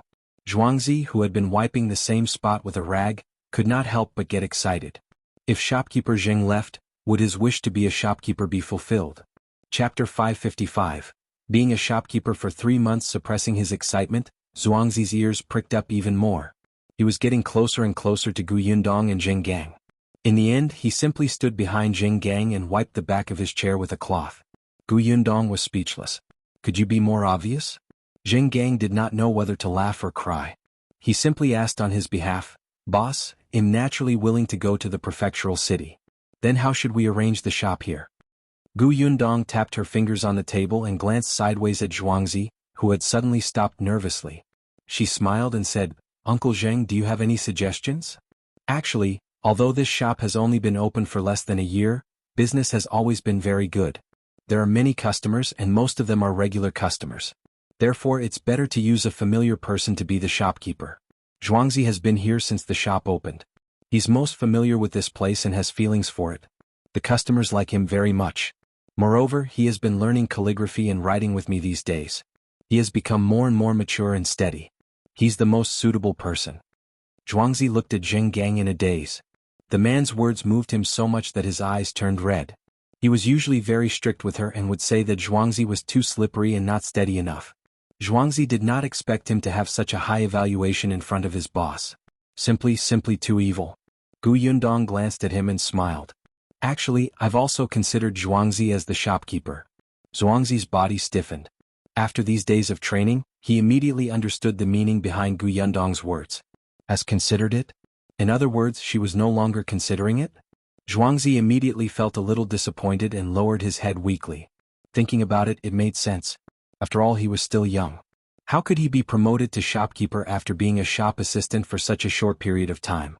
However, he did not know what the new shopkeeper's personality was like. Was he easy to talk to? Was he like shopkeeper Zheng who taught him how to read and write? Now that he thought about it, he suddenly realized that shopkeeper Zheng was really tolerant and concerned about him. He was usually a little strict with his words, but whenever there was anything delicious or useful, he would give Zhuangzi a portion. The more he thought about it, the more uncomfortable he felt. Zhuangzi felt like crying. Gu Yundong quickly added, "However, after thinking about it, there's another choice. No matter what, Zhuangzi needs to think it through himself." Zhuangzi was stunned. He blinked. What did that mean? What was the other choice? "Boss, what do you want me to think about?" Gu Yundong smiled. Uncle Zheng is right. After he goes to the prefectural city, this shop indeed needs a skilled person to manage it. You are the most suitable. Zhuangzi's heart, which had just sunk, suddenly came back to life. His eyes lit up. Gu Yundong said, "You'll be the shopkeeper for 3 months." What? You won't let me be the shopkeeper after 3 months? Wasn't this too short? 3 months later I'll give you 2 choices. One is to continue staying here as a shopkeeper. The other is to go to the prefectural city and continue working under Uncle Zheng. You can decide what you want. Zhuangzi was dumbfounded. This choice was too difficult. It was too difficult. Boss, I have to think about this carefully. His mind was a little chaotic now. Being a shopkeeper had always been his dream. In the previous 15 minutes, this was still his ultimate goal. However, going to the prefectural city did not seem like a bad idea. On the other hand, if he went there, he still had to be a shop assistant. After being a shopkeeper for 3 months, he would be demoted to a shop assistant. Chapter 556. New fellow Gu Yundong took a sip of tea. There's no hurry. Take your time to consider. Tell me when you've thought it through. Oh, okay. Zhuangzi was stunned. He grabbed the rag and turned to leave. Gu Yundong suddenly added, "By the way, during the 3 months you'll be the shopkeeper, the new employee is called Qinjin Kai. Take good care of him and let him get familiar with the job as soon as possible." Slap. The rag in Zhuangzi's hand fell to the ground. He turned his head and looked at Gu Yundong in horror. He asked in disbelief, "Boss, who are you talking about?" Qinjin Kai, the eldest son of the village chief. Zhuangzi's footsteps were a little unsteady. The Qinjin Kai who always looked up to the sky every time he saw him? The Chen family's eldest son, whom he unconsciously bent down in front of, came over to be his assistant? At that time he would probably be the waiter who was ordered around, right? No, how could he think that? That was in the past. Now it was the present. He was not afraid of the young masters and young ladies of the wealthy families in this county. Why would he be afraid of Qinjin Kai? He was the shopkeeper. Zhuangzi suddenly thought of himself standing by the counter with his hands clasped and asking Qinjin Kai to pour tea for him. Oh my God, just thinking about it made him feel good. Gu Yundong did not know that his heart had been in turmoil for hundreds of rounds. When she saw Zhuangzi's expression, she could not help but ask, "Why? Is there a problem?" "No, there's no problem at all. He'll teach him how to be a suitable and polite assistant. Don't worry, I won't let Uncle Zheng down after such a long time of training." He straightened his back and patted his chest. Gu Yundong felt that his tone was a little strange, but she did not ask further. She just nodded and said, "All right, since there's no problem, prepare yourself in the next 2 days. While Uncle Zheng is still here, if you have any questions, ask as soon as possible. Learn to make accounts. Also, consider the previous question." "Yes, I understand, boss. I will definitely do my best." Jing Gang also reassured her. "I will slowly let go these 2 days and let Zhuangzi learn to be independent. By the way, I don't know when that Qinjin Kai will come." "Tomorrow. They'll get him to come over tomorrow." As Gu Yundong spoke, she gave some instructions before leaving Gus. She bought some things on the street. Seeing that it was about time, she returned to Qin Wenzheng's school. Her father seemed to be still talking to Qin Wenzheng. Even before Gu Yundong reached the door of the study, she could hear that hearty and happy laughter. She even heard Qin Wenzheng's laughter. The two of them were clearly talking happily as like-minded scholars. They had probably forgotten the time, right? She sighed slightly and simply turned around to go to the classroom where the students were studying. This was not the first time Gu Yundong had come to see her younger brother in class. In Qin Wenzheng's school, other than him, there was another teacher who taught books and a martial arts teacher. These 2 people were not old. They were the teachers that Qin Wenzheng had personally found. After all, he had a lot of things to do. It was impossible for him to personally teach these students at all times. For example, right now the teacher was teaching the students in the academy. Gu Yundong deliberately lightened her footsteps when she went over, afraid that she would disturb their studies. Unexpectedly, when she got closer, she didn't hear any sound. The usually loud reading sounds seemed to have disappeared all of a sudden. She was slightly stunned and could not help but speed up as she walked towards the classroom. Yes, there were more than 10 students. Chapter 557. Bian Yuanzi's change. However, they were not studying. Instead, they were playing chess. They were playing chess in pairs, either holding white pieces or black ones. They lowered their heads slightly and frowned seriously. Gu Yundong saw her younger brother at first glance. The little guy was holding a white piece and thinking hard. Opposite him sat Louis. Wasn't Louis an expert in chess? Yunshu, you've just come into contact with this area. Where did you get the courage to fight him? Gu Yundong stood outside the window and watched as the child held the chess piece and did not move for a long time. However, Lu Yi, who was sitting opposite him, had excellent self-control. He did not rush the other party and just waited. On the other hand, Gu Yundong waited for a long time but did not see him place his piece. Finally, she turned to look at the others. Bian Yuanji was also playing chess. In front of him was the oldest student in the school, Yi Junkin, who had identified himself as everybody's elder brother. Yi Junkin was very patient. He taught Bian Yuanji, who had just entered the school and had a poor foundation, step by step. He even enjoyed this process of teaching. The last time Yunshu celebrated his birthday, he had taught Zheng Jia and the others very gently. It had almost made brother Zheng Jia and even Yo Dan call him teacher. Now that he was facing Bian Yuanji, he used all his patience to tell the guy what to do step by step from scratch. His voice was neither fast nor slow, as if the wind was blowing. Bian Yuanji, who was originally a little nervous, slowly relaxed. He followed his rhythm and changed from not daring to casually place a piece to being able to analyze the situation by himself. Gu Yundong felt very relieved as she watched Bian Yuanji gradually walk out of the shadow of the old Gu family.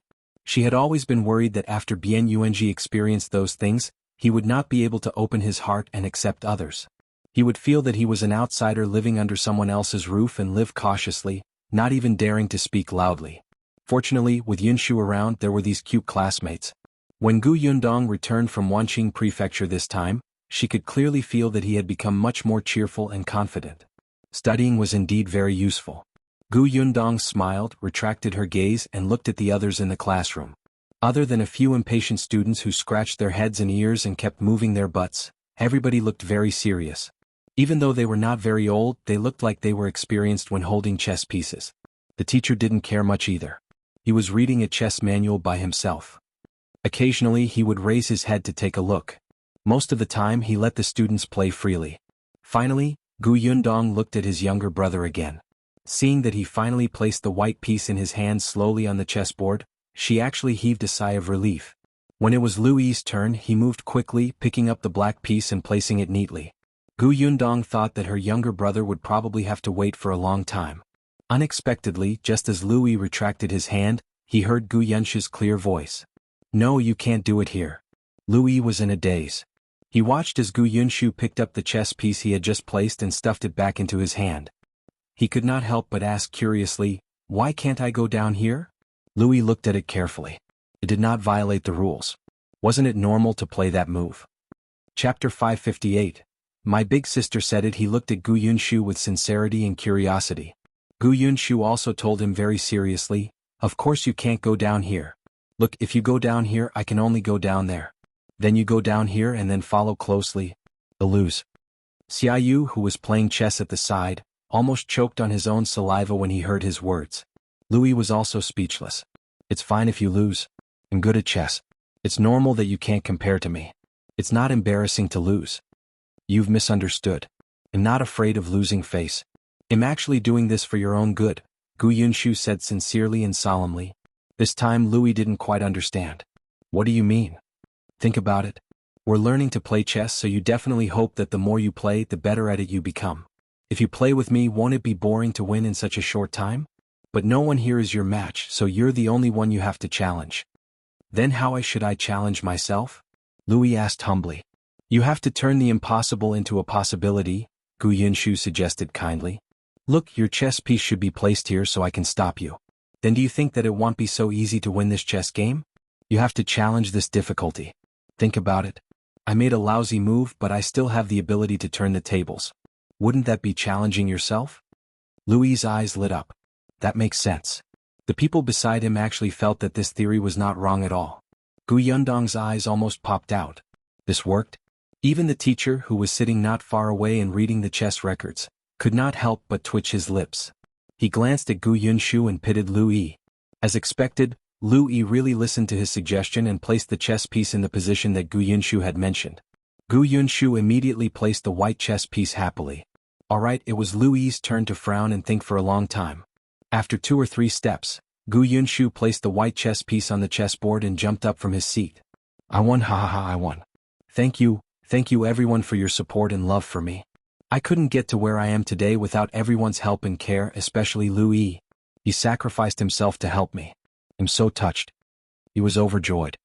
He ran around the classroom, his face flushed with excitement. On the other side, Lu Yi was still holding the black piece with a dumbfounded expression. He won? Gu Yunshu was overjoyed and ran back to Lu Yi's side. He patted his shoulder and comforted him. It's all right. You just didn't succeed in challenging yourself. It's not embarrassing to lose to me. Gu Yundong covered her face. No, this was not her brother. However, the teacher could not help but pick up a chess piece and throw it at him. What are you happy about? It's an unfair victory. Gu Yunshu said confidently and puffed out his chest. Then do you think that what I said just now was wrong? The teacher choked. It really seemed to be true. My elder sister said that it's my ability to fool people until they're crippled. The little guy looked very proud. Gu Yundong, no, I never said that. Don't spout nonsense. Now do you know how much you've led the children astray? Qin Wenzheng's familiar voice suddenly came from behind. Gu Yundong suddenly turned her head and saw that her father and Qin Wenjing had arrived at some point. It seemed like they had watched the entire scene. Qin Wenjing snorted. Come over. I have something to tell you. Chapter 559.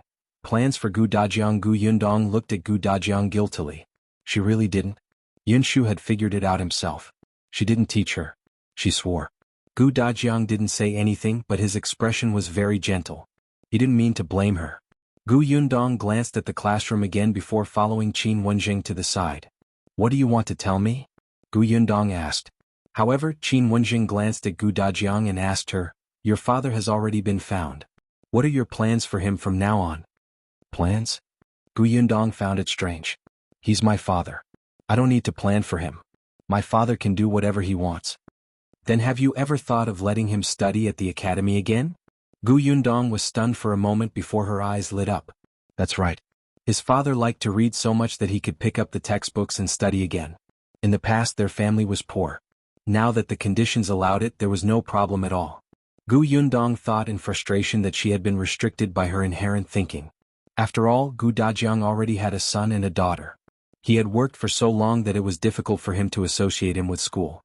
However, this was ancient times.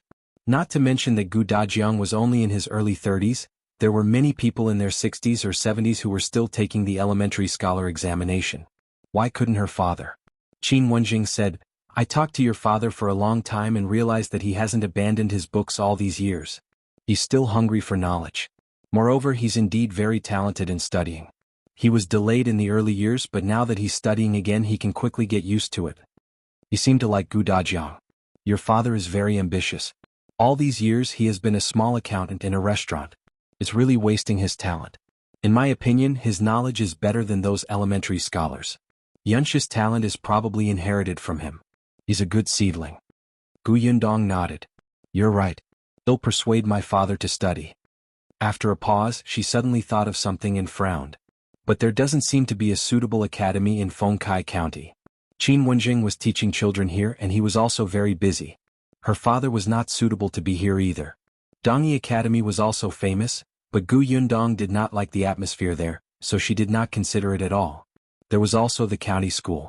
However, her father had not even participated in the preparation scholar exam and could not meet the admission standards of the county school. The others were just some small private schools.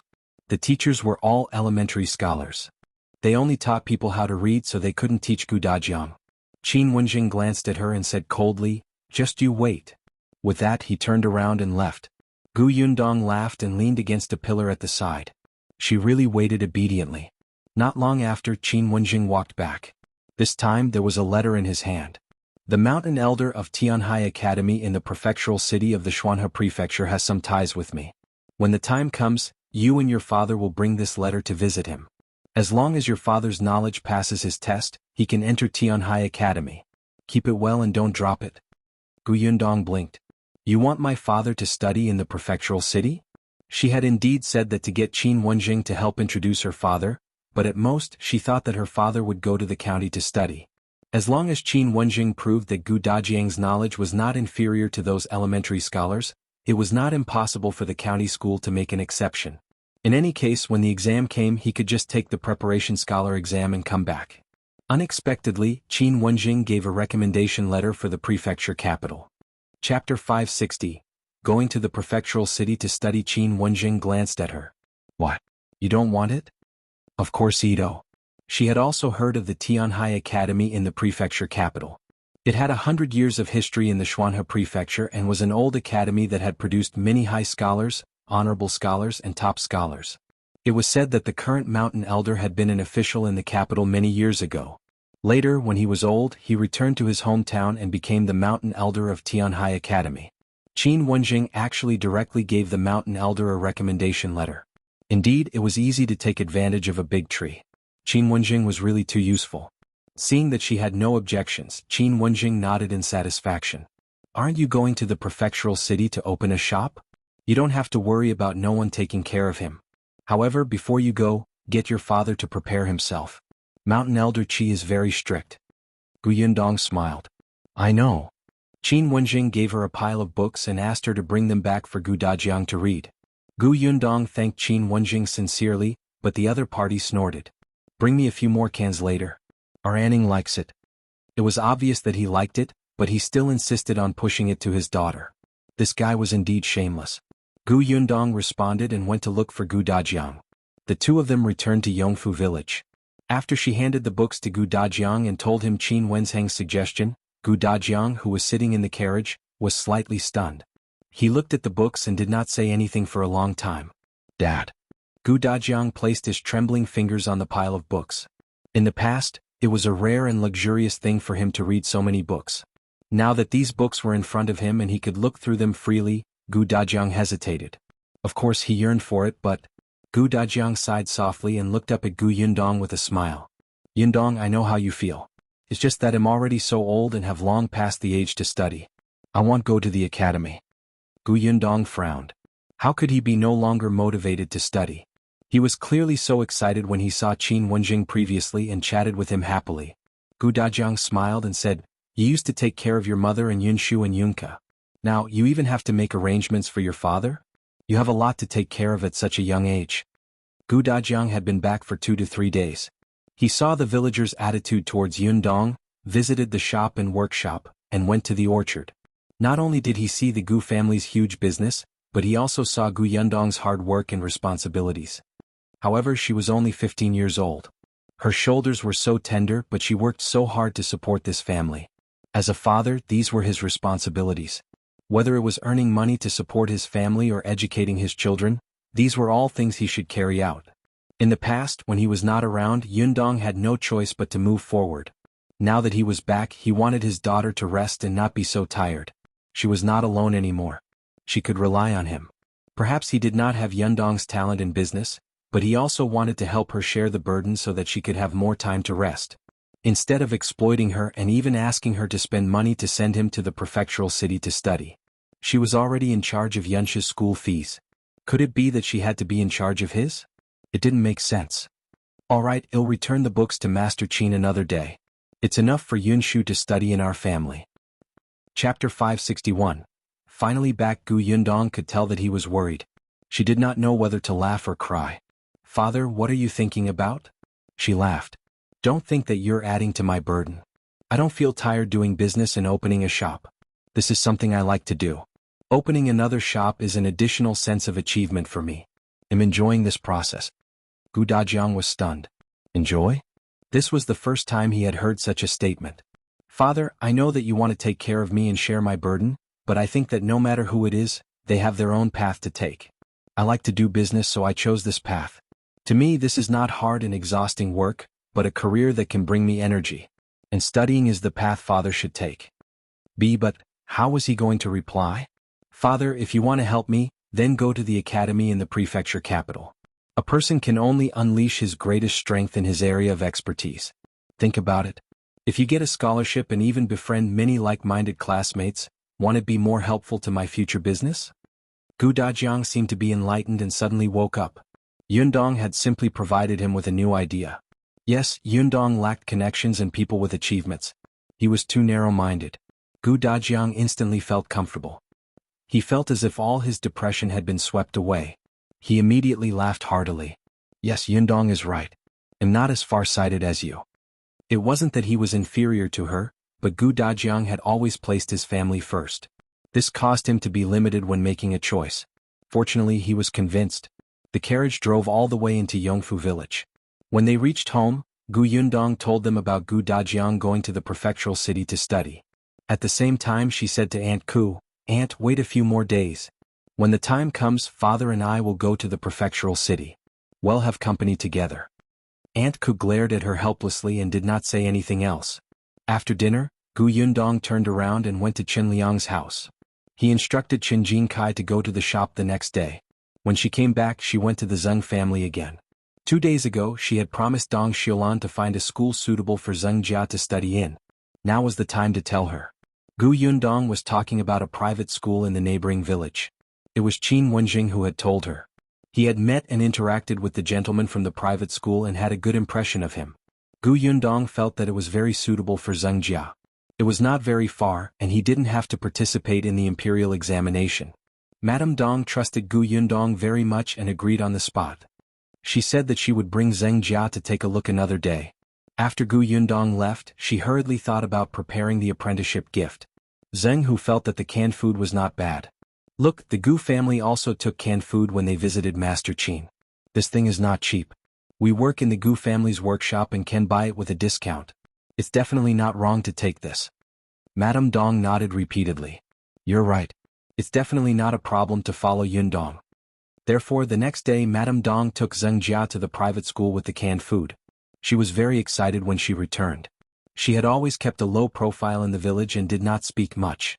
Now whenever she met anyone she had to tell them that her son was going to school. Even when she reached home the excitement did not subside. Then she saw Xiao Qingyuan who had just walked into the Xiao family's courtyard. Madame Dong was stunned. Qingyuan was back? She quickly let Zeng Jia enter the house first and hurried to the Xiao family's courtyard. Chapter 562. Yundong and her father are back. The courtyard of the Xiao family, which had been quiet for a few days, was bustling with activity. Not only was Xiao Qingyuan back, but Mao and the other three were also standing in the courtyard checking on their prey. It seemed like they had gained a lot from this trip. Seeing Madame Dong enter, Xiao Qingyuan handed her 2 pheasants. "Auntie, take them back to eat." However, Madame Dong couldn't be bothered to take the 2 pheasants. She quickly said, "Qingyuan, you're finally back. We were so worried for so many days this time. Let me tell you, Yundong is home." Xiao Qingyuan's eyes lit up. He stuffed the pheasants into Mao's hand and turned to leave. Unexpectedly, before he could take a step, Madame Dong grabbed him. "Hey, don't be hasty. I haven't finished speaking." Xiao Qingyuan frowned. Madame Dong lowered her voice slightly. "Not only is Yundong back, but her father is also back." Xiao Qingyuan paused and asked uncertainly, "Her father? You're saying that Uncle Gu has been found? Isn't that so? We've all seen him. I heard from Yundong that she met him at Wanqing Prefecture.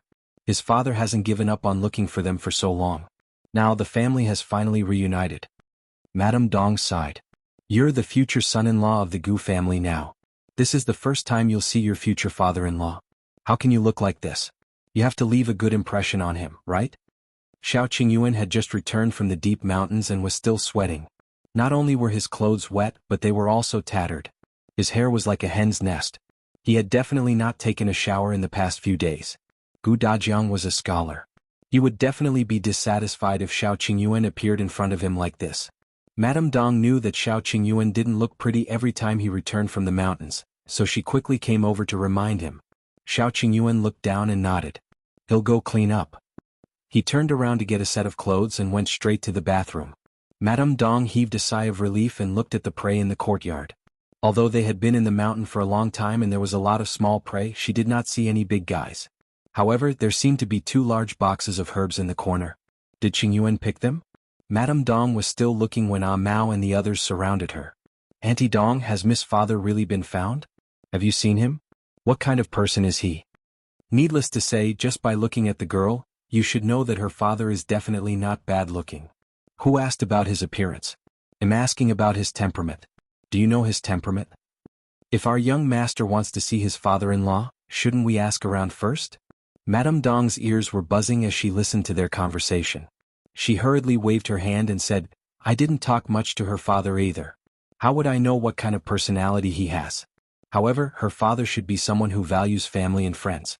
I heard that when he was in Wanqing Prefecture, he would rather not eat or drink in order to save money just to find Yundong and the others. My husband did talk to him. He said that although he's a scholar, he doesn't look down on us bumpkins. He's a person who's easy to get along with and doesn't put on any airs. When Ah Mao and the other three heard this, they immediately smiled. Then I'm relieved. Uncle Gu will definitely be satisfied with our young master's character. That's right. Our young master is responsible, loyal, and earns lots of money. Most importantly, he listens to Mississippi. There's nothing to be picky about. If he misses this son-in-law, how can he find a better one? Chapter 563, Rejected. Madame Dong was originally a little nervous, but after hearing their words she felt that it made sense and immediately became confident. Qing Yuan was a good person. Why would a woman marry? Wasn't it just because she wanted her man to treat her well? Qing Yuan had nothing to say to Yun Dong. He heard that when Yun Dong wanted to open a workshop, Qing Yuan gave out all his savings without a word and did not leave a single cent for himself. Yun Dong's blueprint was taken away by the young master of the Peng family. Qing Yuan chased after him without thinking. Yun Dong's mother was sick and still lacked an herb. These days Qing Yuan went into the mountains to look for it every few days. When Yun Dong wasn't around, it wasn't that no one came to cause trouble for the workshop. They just wanted to make a scene while Yun Dong wasn't around. It was all settled by Qing Yuan. Madame Dong felt that no man in the entire Fengkai County would treat a woman so well, let alone Yongfu village.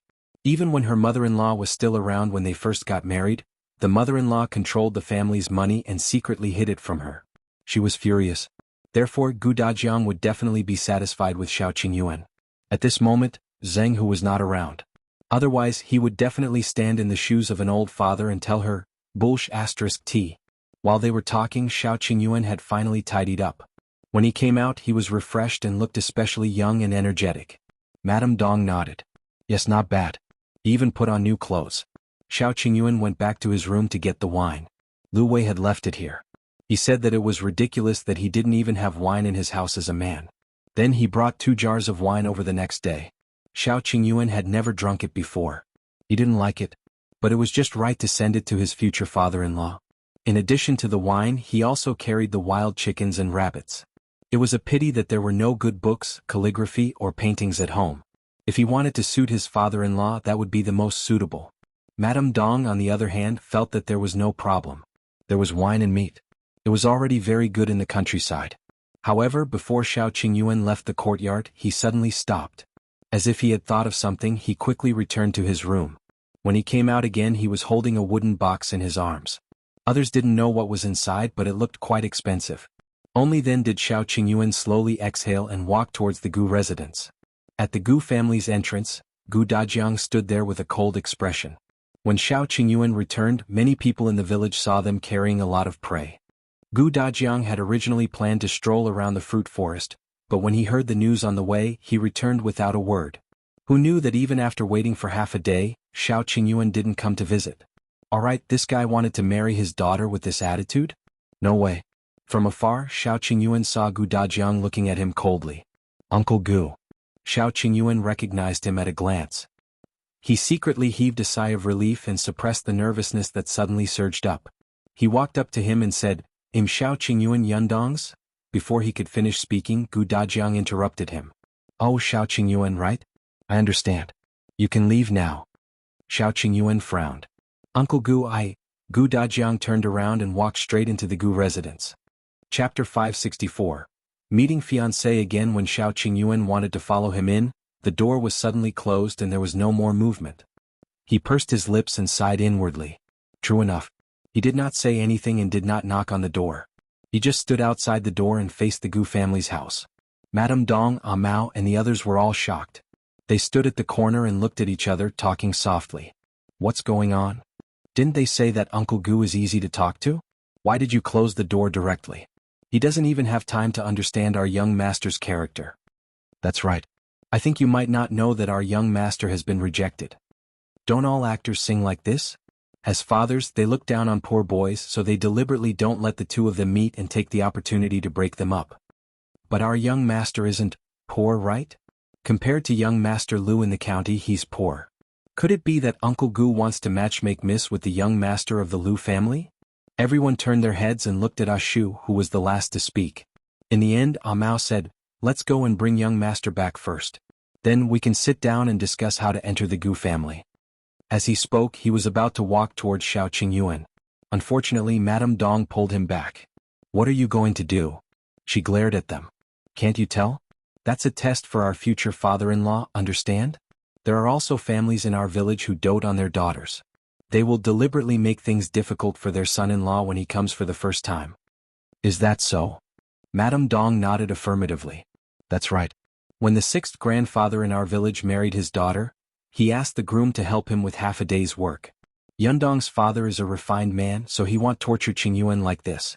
I reckon he'll just stand outside for a while to test his patience. How long will that take? Madame Dong was not sure about this. It shouldn't be long. As she spoke, she raised her head and looked at the scorching sun above her, feeling a little worried. The sun was so bright and the weather was so hot. She hoped that he would not get a heat stroke later. No, she had to go back and prepare some honeysuckle. Seeing that she had left, Mao and the other three looked at each other with even more worry in their eyes. At the same time, in the Gu family's courtyard, Gu Yundong also looked helplessly at her father's back as he returned to his room. She wanted to say something, but Aunt Ku pulled her back. Don't add fuel to the fire. Let me tell you, if you speak up for Xiao Qingyuan, he will have to stand outside for another 2 hours. Do you believe me? Of course Gu Yundong believed her. But in this weather he just came back from the mountains. He won't be able to take it later. Aunt Ku glanced at her. Even if he can't take it, he has to deal with it. If he wants to marry someone else's daughter, it won't make sense if he doesn't suffer a little. Besides, someone like Xiao Qingyuan will be fine standing under the sun for the entire day. Don't worry. In the past, Aunt Ku could not interfere too much in Gu Yundong's private matters because of her status. Otherwise, she would have wanted to make things difficult for Xiao Qingyuan. The main reason was that Gu Yundong was too disappointing. She had given herself away so easily. Now that Gu Dajiang was back as a father, he had to let Xiao Qingyuan know that the Gu family's daughter was a treasure. She couldn't be casually married. The harder it was to obtain, the more one knew how to cherish it. Gu Yundong could only sit back down. She could not go out to take a look either. On the other hand, Gu Yunshu, who was resting at home, stole a glance outside. Then, he hurriedly ran to Gu Dajiang's room and asked him, "Father, are you making things difficult for my brother Xiao because of eldest sister's previous fiancé?" Chapter 565. What happened? Gu Dajiang? Gu Yundong, who had just walked over? Fiancé? Oh right, the last time Xiao Qingyuan followed her to the Yongning prefecture, he had asked her about this and said that Yunshu had told him. At that time, Gu Yundong thought that it was just Yunshu's joke and did not take it seriously. When she got home she was so busy that she forgot. She really did not expect to hear the word fiancé from Yunshu again. Gu Dajiang was equally dumbfounded. He felt terrible. Xiao Qingyuan had yet to be dealt with, and now there was an inexplicable fiancé? He pulled Gu Yunshu in front of him. Tell me in detail. What do you mean by eldest sister's ex-fiancé? Did your eldest sister have a fiancé in the past? Gu Yunshu blinked and looked innocent. No, but I heard it with my own ears. Did I remember wrongly? He began to doubt himself. Gu Dajiang said, "When did you hear it? Where did you hear it? Who did you hear it from? Come, tell me everything." Last year when we were in Gu village, didn't Grandpa and Grandma tell Dad that they engaged eldest sister to someone? They even said that the person was from town and gave them the money. Gu Dajiang frowned. Then his expression turned especially ugly. Engaged? That was all old Gu and Madame Zhao's wishful thinking. Moreover, he wasn't her fiancé.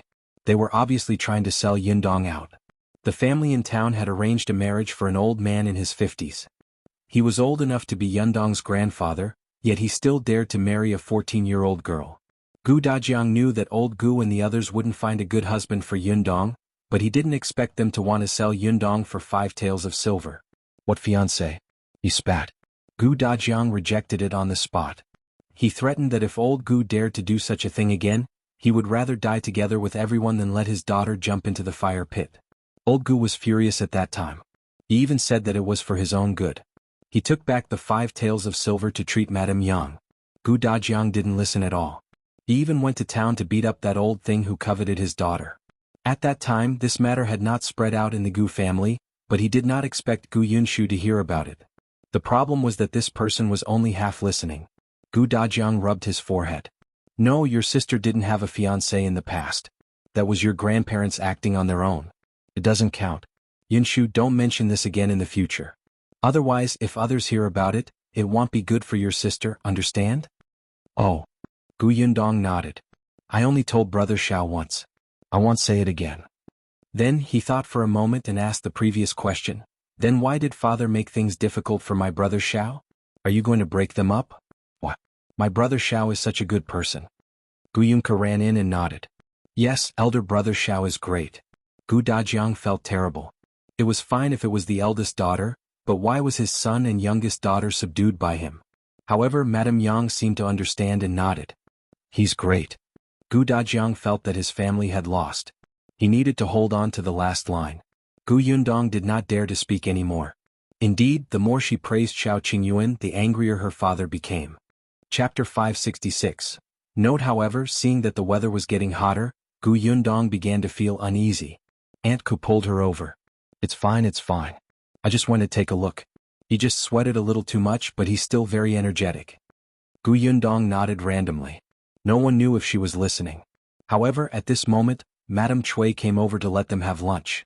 This meant that Xiao Qingyuan had been standing outside for 2 hours. It would only get hotter when it was noon. She followed Gu Dajiang to the dining hall, but she couldn't eat much. She only ate some porridge. Gu Dajiang looked up at her and sighed inwardly. This silly girl. She was clearly so steady when doing business. Why was she unable to hold it in now? He shook his head and pretended not to see it. He turned around and picked up a pork rib for Madame Yang to eat. Gu Yundong was speechless. You're torturing my man while showing off your love in front of me. Can we still be father and daughter? I'm angry. I'm not eating anymore. Gu Yundong put down her chopsticks and ran towards the door. Other than the main door in the middle, there was a small door at the side of the Gu family's courtyard. Gu Yundong opened the small door and secretly glanced at Xiao Qingyuan. Perhaps sensing her gaze, Xiao Qingyuan quickly looked over. When their eyes met, the corners of his mouth curled up slightly. Then, he moved his lips silently as if he was saying something. Gu Yundong could vaguely tell that he said that he was fine and asked her to go back quickly. It was just standing for a few hours. It was not a problem for him. Gu Yundong immediately felt very uncomfortable, especially when she saw his lips that were cracked by the sun. Her heart ached constantly. At this moment there were many people passing by the door. They were mostly working in the Gu family's workshop. The weather was hot now and the days were long and the nights were short. The working time in the workshop had also been adjusted. At noon, everyone could go back and rest for 2 hours. Therefore, other than those on duty, many people went home to eat after getting food in the workshop. They also rested before coming back to work in the afternoon. Therefore, when these people passed by the Gu family's door, they saw Xiao Qingyuan standing there stiffly. Seeing his pursed lips and expressionless face, no one dared to step forward and speak. They only began to discuss softly. Xiao Qingyuan pretended not to hear them and stood there like a soldier. In the end, Gu Yundong did not persuade him to leave. Although her heart ached, she knew Gu Dajiang's intentions. If she slapped her father in the face at this time, if Xiao Qingyuan dared to bully her in the future, her father would not even have the right to speak up for her. She understood the ways of the world. It was just uncomfortable.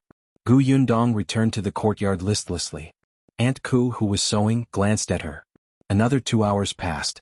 Gu Yundong could not help but look at Gu Dajiang's room. Gu Dajiang had woken up from his afternoon nap, and the workers from the Gu family workshop had returned. Seeing that Xiao Qingyuan was still standing there motionless, the discussion became even louder. Fortunately, a cool breeze soon blew over. Before Gu Yundong could heave a sigh of relief, she heard the unique thunder of summer. Before long, bean-sized raindrops poured down. Accompanied by a rumbling sound, the heat of the entire day was swept away. Gu Yundong frowned. Even Aunt Ku stopped what she was doing. At this moment, Father Tong hurriedly walked through the corridor to Gu Yundong and handed her a small piece of paper. Chapter 567. Xiao Qingyuan enters the Gu family. Gu Yundong was stunned. Who sent it? Father Tong pointed in the direction of the Xiao family. Ah Mao climbed the ladder and stood on the wall just now. He threw it down in the rain. The note wrapped a stone and was kept in a pouch, so it was thrown under the roof without being drenched by the rain. Gu Yundong frowned and unfolded the note. After reading the words on it, her expression suddenly changed and she stood up. What's wrong? What does it say? Echo asked. Gu Yundong did not have time to answer her. She hurriedly entered Gu Dajiang's house. Gu Dajiang snorted and heard Gu Yundong say, Father, let Brother Xiao in. Amao just sent me a piece of paper saying that they encountered a wolf when they entered the mountain. Brother Xiao was seriously injured in order to save him. Gu Dajiang couldn't maintain the expression on his face. His eyes changed as he suddenly stood up and walked out. As he walked, he said to Shui Rong, run over first and bring him in. Also, get Tong in to send for a doctor.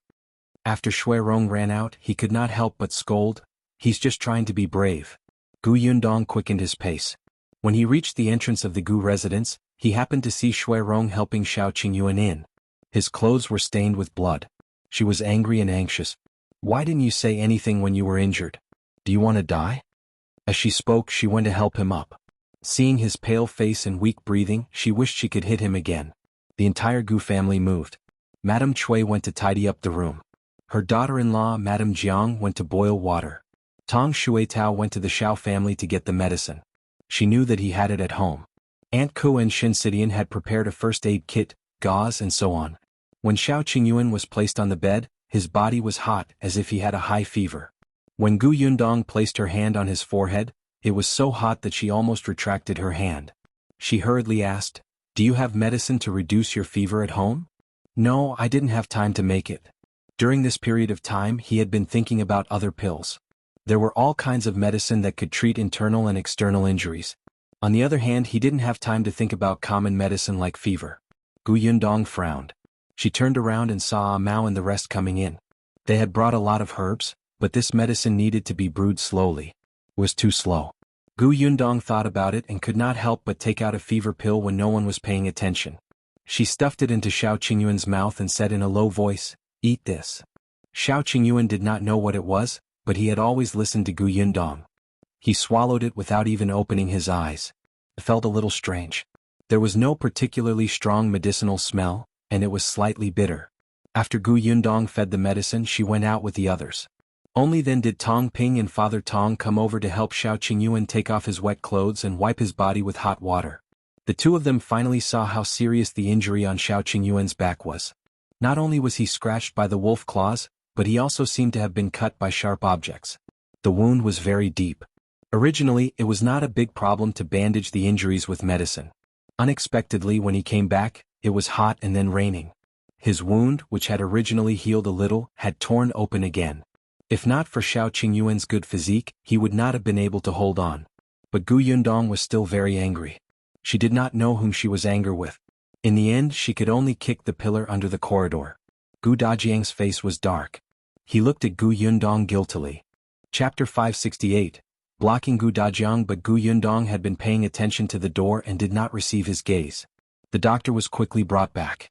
He was from the village, so it was not difficult for him to treat external injuries. Actually, as long as Xiao Qingyuan woke up, he could handle it himself. The doctor prescribed medicine for Xiao Qingyuan and wrapped the wound before walking out. Gu Yundong hurried forward and asked, "How is he?" "As long as the fever subsides, it'll be fine. It's best not to touch the wound on your back. Avoid touching water. You'll be fine after recuperating for a while." Gu Yundong got someone to send him out and walked into the house in a few steps. Xiao Qingyuan was half asleep. When he saw her come in, he even smiled at her. Gu Yundong glared at him angrily. "You deserve it. Who told you not to say anything?" Xiao Qingyuan didn't seem to hear her and just looked at her. They had not seen each other for a long time. Initially, he wanted to stand in front of her in clean clothes. He did not expect to be in such a sorry state, which made him feel very regretful. Gu Yundong's heart softened. She walked to the edge of the bed and lowered his voice. "They'll stay here and watch over you. Hurry up and sleep. Amao told me just now that you didn't sleep well in the mountains. Thankfully you lasted until now." "Yes." Xiao Qingyuan's throat was dry and his voice was hoarse. "Your father? My father was also very nervous when he heard that you were injured. He didn't mean to blame you." Only then did Xiao Qingyuan feel relieved. He closed his eyes slightly and fell asleep. Gu Dajiang, who was outside the door, wanted Gu Yundong to come out a few times, but he could not speak. He didn't feel that he had done anything wrong. With his observation of Xiao Qingyuan and the information he had heard from Yundong, it wouldn't be a problem for him to stand at the door for a day and a night. This person was strong. It was not a problem for him to stand at the door and bask in the sun. However, the outcome was indeed terrible. Gu Dajiang began to feel frustrated. He couldn't stay at home anymore. He turned around and said to Madame Yang, "I'm going out for a walk." Madame Yang nodded and began to look at Xiao Qingyuan's room worriedly. Gu Dajiang was speechless. It was simply too vexing. With his hands behind his back, he left the Gu residence alone. When Gu Yunshu turned around, she happened to see his back. She suddenly felt as if his father was very lonely. At this moment, the rain had already stopped. After the summer afternoon was washed by the rain, it was much cooler. Gu Dajiang walked along the village road and saw many people going out after the rain. They gathered together and chatted. As he got closer, he heard the words Gu family and wolf cub. His face instantly darkened. Now the entire village seemed to know that Xiao Qingyuan had fainted after being rejected by him. Why were these people so concerned about other people's family matters? However, Gu Dajiang didn't say anything. Instead, a few villagers who were gossiping immediately stopped when they saw him and quickly dispersed. Everyone did not forget that the women who gossiped about Gu Yundong and Xiao Qingyuan were not having a good time. Especially because of their big mouths, the men in the family could not enter the Gu family's workshop to work. Gu Dajiang pursed his lips and continued walking. He thought that he might as well take a look at the orchard. Unexpectedly, after walking for a while, someone suddenly walked out and stopped him. That person asked him, "Are you Gu Dajiang?" Gu Dajiang narrowed his eyes. This person was very unfamiliar. They shouldn't have met before, right? Someone from the village. Chapter 569. Someone with malicious intentions. Gu Dajiang subconsciously frowned. I am. The man looked around in a mysterious manner. Can we talk in private? It was as if something important had happened. Gu Dajiang sized up the person who looked to be about the same age as him. He was wearing the clothes of an ordinary villager and was shorter than him. His eyes were slightly evasive. Gu Dajiang sneered in his heart and said directly, "No." The other party was stunned for a moment, as if he did not expect him to reject so bluntly. However, when he looked up and saw the anger and dissatisfaction on his face, he seemed to understand and said, "Brother Gu seems to be very angry." "Who's your brother?" The man said again, "Is it because of Xiao Qingyuan? I heard that Brother Gu doesn't like Xiao Qingyuan." "That makes sense. After all, he's a wolf cub that everyone in the village fears. He's fierce and cruel. No one should like him." A wolf cub. Gu Dajiang narrowed his eyes and muttered softly. Seeing that he was interested, the other party immediately said, "Brother Gu, you still don't know? This Xiao Qingyuan was picked up by the Li family's old master from a wild wolf in the mountains when he was young. In the past, he even drank the milk of a female wolf, so he has the ferocity of a wolf in his bones. When he was young, it was quite obvious that other children didn't play with him because he was a biter. Once he bit a child's arm until it bled. That child's parents came to seek justice. It was only when the Li family's old master apologized to the parents that it was over. Tell me, didn't old Master Li treat him well? Old Master Li brought him out of the deep mountains and raised him. He caused trouble and old Master Li helped to clean up the mess. He was infamous. Later on, for him, old Master Li cut ties with the Li family and moved out with him. Old Master Li took good care of him. He couldn't even compare to old Master Li's biological son and grandson. Unexpectedly, when old Master Li was seriously ill, not only did Xiao Qingyuan ignore him, but after he died, he even sent old Master Li's corpse back to the Li family. He left without looking back. When he returned, he ate meat and drank wine. Don't you think that's unfilial? Everyone in the village says that he's an ingrate and can't be trusted, so he got the title of a wolf cub. That's not all. He was unfilial to the old man and also attacked the children. As for the Gao family at the entrance of the village, he once threw their children into the river. When they almost died, he fished them out and threw them back down. He scared the children out of their wits. Do you think this method is cruel? Because he's so unscrupulous, everyone in the village is afraid of him. No one dares to speak ill of him, and no one introduces him to girls to avoid harming others. But who would have thought that he would actually target your Gu family's young lady and coax her? It's only been a short while, but he's already engaged. As the man spoke, he shook his head regretfully and sighed. Who would believe that he's not coming for the Gu family's assets? Moreover, I heard that his personality will be passed down to the next generation in the future. I pity your daughter. Why did she take a fancy to him? He shook his head and sympathized with Gu Dajiang. Gu Dajiang's eyes darkened. Just as the other party felt that he was about to go back and fight with Xiao Qingyuan, he suddenly heard Gu Dajiang's questioning voice. You mean that my daughter's taste is bad? Chapter 570. He has no right to disdain. That person was slightly stunned. Just as he was about to smile, he froze. He quickly denied it. No, I didn't mean that. Then what do you mean? What I want to say is that Miss Gu is innocent and ignorant of the world. Just because Xiao Qingyuan is too cunning. He schemed and racked his brains to use many methods. Miss Gu did not see his true colors and fell into his trap.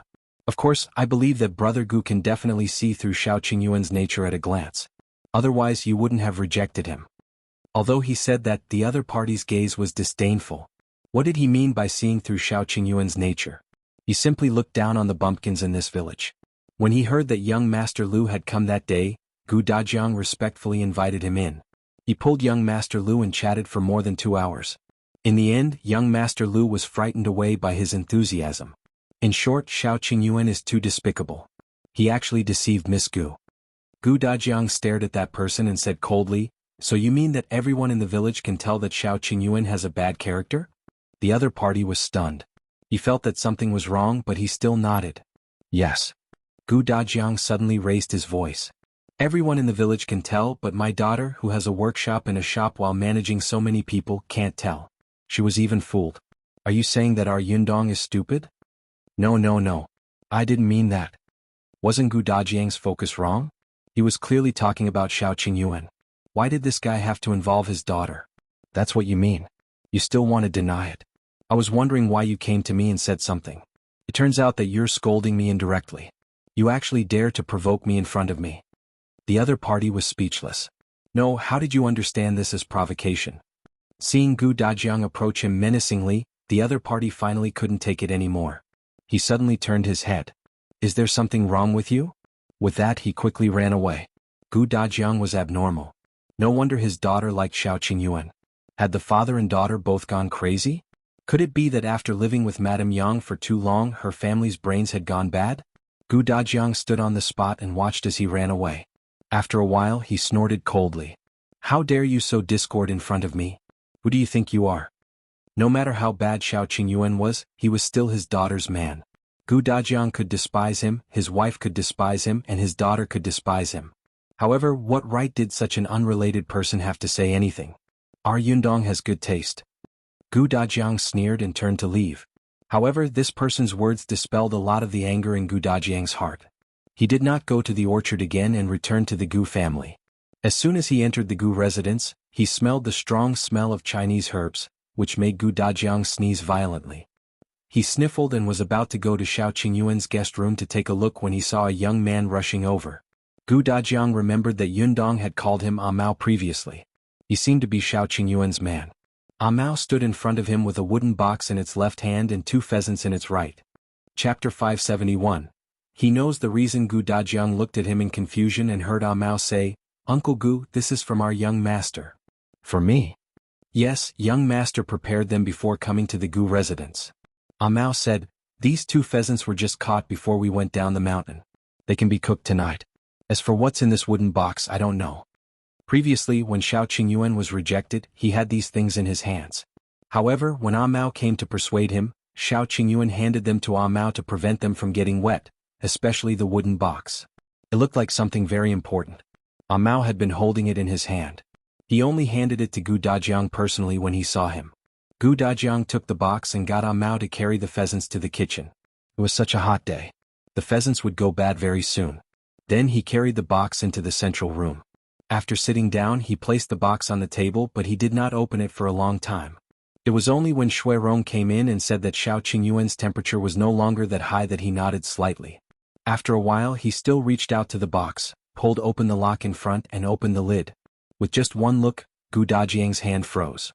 There were not many things in the box, but the weight was not light. There were a few banknotes at the top. To the old Gu Dajiang this was really a huge sum. Below the banknotes was some deeds to a house and a shop. The house was the green brick tile house in Yongfu village. The shop was a medicine shop in Fengkai County. And at the bottom there was actually another one. This was... Gu Dajiang looked at the date in surprise. It was indeed the manor which had been bought recently. It should have been bought by Xiao Qingyuan 2 days before he entered the mountains. The manor was not big, but it was located near the prefectural city. No wonder there were not many banknotes left in this box. It turned out that they were all used here. These were all Xiao Qingyuan's belongings? He gave them all to Yundong? Gu Dajiang's emotions were especially complicated. Seeing that he was silent, Shui Rong, who was standing behind him, paused and asked in a low voice, "Master, are you dissatisfied with young Master Xiao?" Sigh. Gu Dajiang shook his head. "It's because I'm satisfied that I'm worried." Shui Rong was puzzled. Gu Dajiang said, "How old do you think our Yundong is? Why is he obsessed with her?" "The problem is that I can't find an excuse to break them up and let Yundong stay single for a few more years." Shui Rong was speechless. He was not a father yet. He could not understand that. He was still at the stage where he wanted to steal other people's cabbages. Hence, Shuirong did not know what to say. However, when he saw his master sitting there motionless, he could not help but persuade him. Actually, master, why don't you think in another direction? Young Master Xiao has no parents. If Miss marries him, she can be the head of the family and don't have to serve her in-laws. Moreover, young Master Xiao's family is in Yongfu village. His house is next door. It's only 2 steps away. Usually he can come to the Gu family directly for food or anything.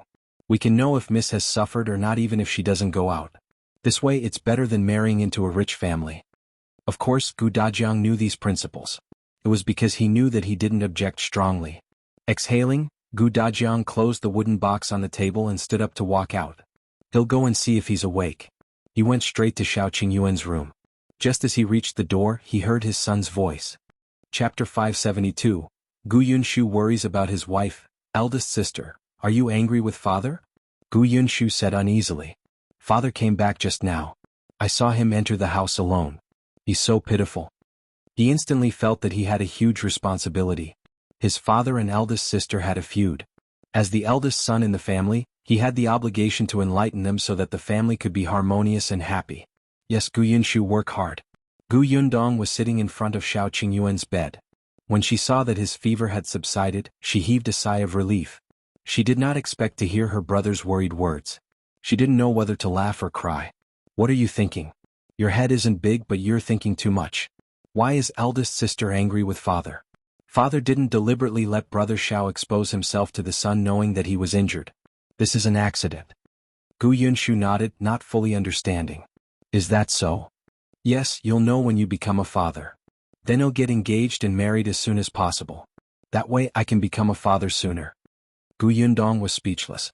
No, that was not what she meant. Gu Dajiang couldn't stand it anymore. He frowned and entered. What nonsense are you talking about? You're still so young and you're already thinking about getting a wife. This daughter had just gotten engaged, and his son was actually thinking of starting a family? Gu Yunshu was unconvinced. Father, I have a classmate who is only a year older than me. He is already engaged. He has a wife as soon as he is born. Why can't I be engaged at my age? If father had chosen a wife for me when I was born, I wouldn't have to worry so much now. Gu Yundong turned her head. She wanted to laugh but she had to hold it in. She stood up and called out, Father? Gu Dajiang nodded and decided not to talk to his annoying son. He handed over the box in his hand. Xiao Qingyuan gave this to you. Keep it well and don't return it to him. Gu Yundong raised her eyebrows in surprise. She opened the box and took a look. Then she laughed. This was the second time she had received such a box. Every time Xiao Qingyuan would put all his money into it. Was this person really counting on her to give him some living expenses? She couldn't help but turn her head and look at the man lying on the bed. Unexpectedly, she met his dark eyes. Gu Dajiang also realized that he was awake. He asked stiffly, Are you feeling better? Xiao Qingyuan moved slightly and wanted to sit up. However, Gu Dajiang rushed forward and reached out to stop him. He frowned and said, Lie down. Don't move around. Otherwise the wound will open. Xiao Qingyuan could only lie down again. He looked at Gu Dajiang and said, Uncle Gu, I'm sorry. Umph. Gu Dajiang snorted. There won't be a next time. Don't try to trick me. No. Xiao Qingyuan had never thought of using such a method to soften Gu Dajiang's heart. Coincidentally, he was injured deep in the mountains. As soon as he returned, he heard that Gu Dajiang was looking for him. He naturally had to visit him immediately, and he stood outside sincerely and willingly. If he had said in advance that he was injured and could not stand for long, then anyone who heard him would think that he was looking for an excuse, not to mention Uncle Gu. He would show weakness and be irresponsible. Even if it was the truth, it would leave a bad impression. Gu Dajiang knew this too. He just felt vexed, especially when he saw his daughter standing by the bed looking very concerned about Xiao Qingyuan. Therefore, Gu Dajiang told him to rest well and planned to leave. However, before he left, he suddenly paused and frowned. When I went out just now, I met someone. Chapter 573. His hatred. The few people in the room looked up at him at the same time. Gu Dajiang said, That person told me something about you. Xiao Qingyuan was stunned. As if he had thought of something, his expression changed slightly and he asked in a hoarse voice, What did he say? He said that you were an ingrate and had once been adopted by the Li family. The Li family's old master treated you too well. He even fell out with his biological children for you and moved out to live with you. In the end, when he was seriously ill, you didn't care about him and even transported his corpse back to the Li family. After Gu Dajiang finished speaking, he saw Xiao Qingyuan suddenly clench his fingers. The veins on the back of his hand bulged, and his lips were tightly pursed. The coldness in his eyes almost materialized. How much hatred did he have for the Li family? Xiao Qingyuan asked word by word. What else did he say? He said that your methods are cruel and that you're cold and heartless. You'll pass it on to the children in the future. Before Gu Dajiang could finish speaking, Xiao Qingyuan had already sat up. He pulled off the blanket covering him and was about to get off the ground. Gu Yundong was faster and stopped him. What are you doing? You can't go anywhere now. Rest well. Xiao Qingyuan's movements affected his wound, and the pain from his body woke him up a little. Coupled with the fact that his fever had just subsided and his entire body was sore, he sat back on the bed with Gu Yundong's help. However, as if he had thought of something, he suddenly looked up and grabbed Gu Yundong's hand tightly. No, that man wasn't telling the truth. I know. I've known you for a long time and understand you better than anyone else. I believe you. Gu Yundong felt his hand tremble slightly and her heart tightened. She held his hand firmly. Xiao Qingyuan heaved a sigh of relief, but he quickly looked up at Gu Dajiang. Without waiting for Gu Dajiang to speak, Gu Yundong spoke first. Don't worry, my father won't believe it either. That person clearly has ill intentions and doesn't want us to have an easy time. Right, father? Gu Dajiang nodded. I'm not that biased. I know that person is here to sow discord. However, to his surprise, Xiao Qingyuan's reaction was so big. However, he paused for a moment and continued, since you're going to marry Yundong in the future, it's better to make some things clear. Supposedly, when two people get married, they have to understand each other's families. You possibly know everything about the Gu family, but Yundong doesn't even know why you're called a wolf cub, right? New Jersey 11 Gu Dajiang waved his hand. There's no need to be in a hurry to say it now. You're still injured. Think carefully. It's not too late to say later. With that, he left with a worried Gu Yunshu. Only when the two of them had completely disappeared did Xiao Qingyuan retract his gaze and look at Gu Yundong. The two of them were still holding hands. Gu Yundong wanted to see if the wound on his back had split open. She pulled her hand out twice but did not succeed. In the end, she said helplessly, "Can I get Tong Ping to come in and help you take a look?" Xiao Qingyuan still didn't move. He stared at her quietly for a long time before asking softly, "Aren't you going to ask?" Gu Yundong sat down and thought about it in silence. After a while, she said, "I did want to ask you, but you seem to be against mentioning this matter. I just know that perhaps this matter is very painful and heavy for you. I don't know what the Li family has done to you. I only know that I want you to slowly forget those bad things. One day when you can talk about these things calmly, I will know." Xiao Qingyuan's eyes gradually became fiery as he looked at her. His breathing also became slightly hurried. The way he looked at Gu Yundong was so hot that it seemed to be able to burn everything. Chapter 574. Xiao Qingyuan's background. Gu Yundong looked at him and could not help but pinch his hand. "Don't think too much. What you need now is to recuperate. Nothing else is important. Also, it's alright with my father. Other than overly loving his daughter, he's actually very reasonable." She went out to call Tong Ping. Tong Ping came in and changed his dressing. Sure enough, the wound had opened up a little. Fortunately, it was not very serious. Gu Yundong fed him medicine. Seeing that he had closed his eyes and fallen asleep again, she quietly left the room. However, as soon as she left, Xiao Qingyuan opened his eyes and looked at the beam above his head. No one knew what he was thinking. The Gu family's house was very peaceful this night. Gu Yundong knew that her father had accepted Xiao Qingyuan. She felt relieved and slept peacefully. However, she did care about Xiao Qingyuan's injuries, so when she woke up early in the morning, she quickly ran to his room. Xiao Qingyuan had already sat up. Tong Ping had come over to change his dressing at dawn. He had just finished his porridge. Gu Yundong stepped forward and placed a hand on his forehead. Good, he did not have a recurring fever, and he was in much better spirits than yesterday. His recovery ability was indeed very powerful. From the moment she entered, Xiao Qingyuan's gaze had been on her. His eyes were so gentle that they were almost watery. Gu Yundong slowly felt uncomfortable under his gaze and could not help but glare at him. "If you keep staring at me when my father comes later, you'll be chased home. Do you believe me?" "Yundong doesn't want me to go back?" Xiao Qingyuan said and reached out to hold her hand. His hand was warm and the weather was still a little cool early in the morning. Gu Yundong's small hand was cold. When he held it, he instantly felt a burning heat surge to his heart. Gu Yundong was speechless. Xiao Qingyuan was extremely satisfied. After holding her hand long enough, he finally let go of her. Go and call Uncle Gu. There are some things that shouldn't be hidden anymore. Gu Yundong was stunned. You? Xiao Qingyuan took a deep breath. I'm very calm now. With you around, those things can't hurt me anymore. After a pause, he opened his mouth again and asked nervously, Is it true that no matter what I say you won't leave me? Gu Yundong did not know what kind of battle he had gone through that night. She only knew that at this moment, Xiao Qingyuan had an unprecedented vulnerability and urgently needed her affirmation. Hence, she took his hand again and interlocked her fingers with his. She nodded and said, As long as you haven't done anything to let me down, I won't leave you even if you're a monster. Strictly speaking, Gu Yundong's background was a little mysterious. Xiao Qingyuan seemed to relax and looked down at their intertwined hands. One was tanned and the other was fair. One was rough and the other delicate. It was as if there was a thread tightly wrapped between the two hands. It was magically reassuring. Okay. His voice was very low. Gu Yundong almost did not hear him clearly. Go and summon Uncle Gu. Gu Yundong left. After a while, Gu Dajiang entered. He did not bring anyone but himself and Gu Yundong. After entering the room, he closed the door. Xiao Qingyuan was leaning against a blanket. After seeing the two of them sit down, he slowly spoke. Old Master Li said that he carried me out of the mountains. Actually, that's not the case. Chapter 575. He as grandpa. When Xiao Qingyuan was brought back to the Li family, he was not even a year old and did not know how to walk. How was he brought home? He was too young at that time and had no impression of it. From the moment he could remember, it was his life in the Li family after he was 3 or 4 years old. Old Master Li brought him back.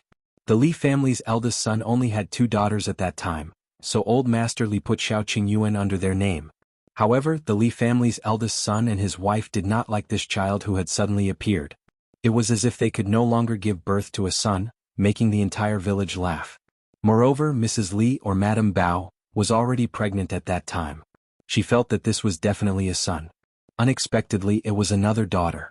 It was Li Chuanxiang who had come to the Gu family's workshop to look for a job.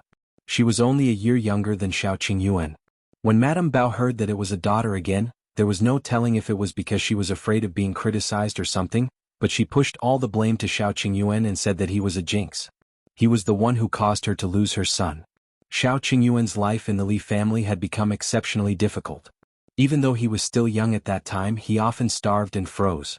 He was 2 or 3 years old, but he was still so skinny that he could not even walk steadily. At that time, Qingyuan could already vaguely remember things and understood that he was not a child of the Li family.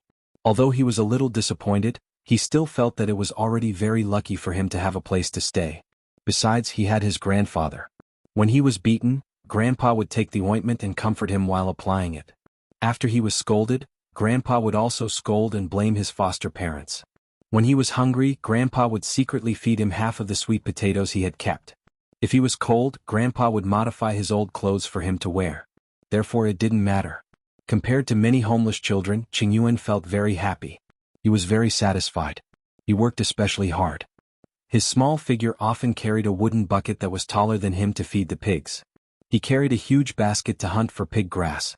When he returned home, he would always have injuries all over his body due to the bumps. When faced with his grandfather's pained gaze, he would always comfort him sensibly. It's not hard on me.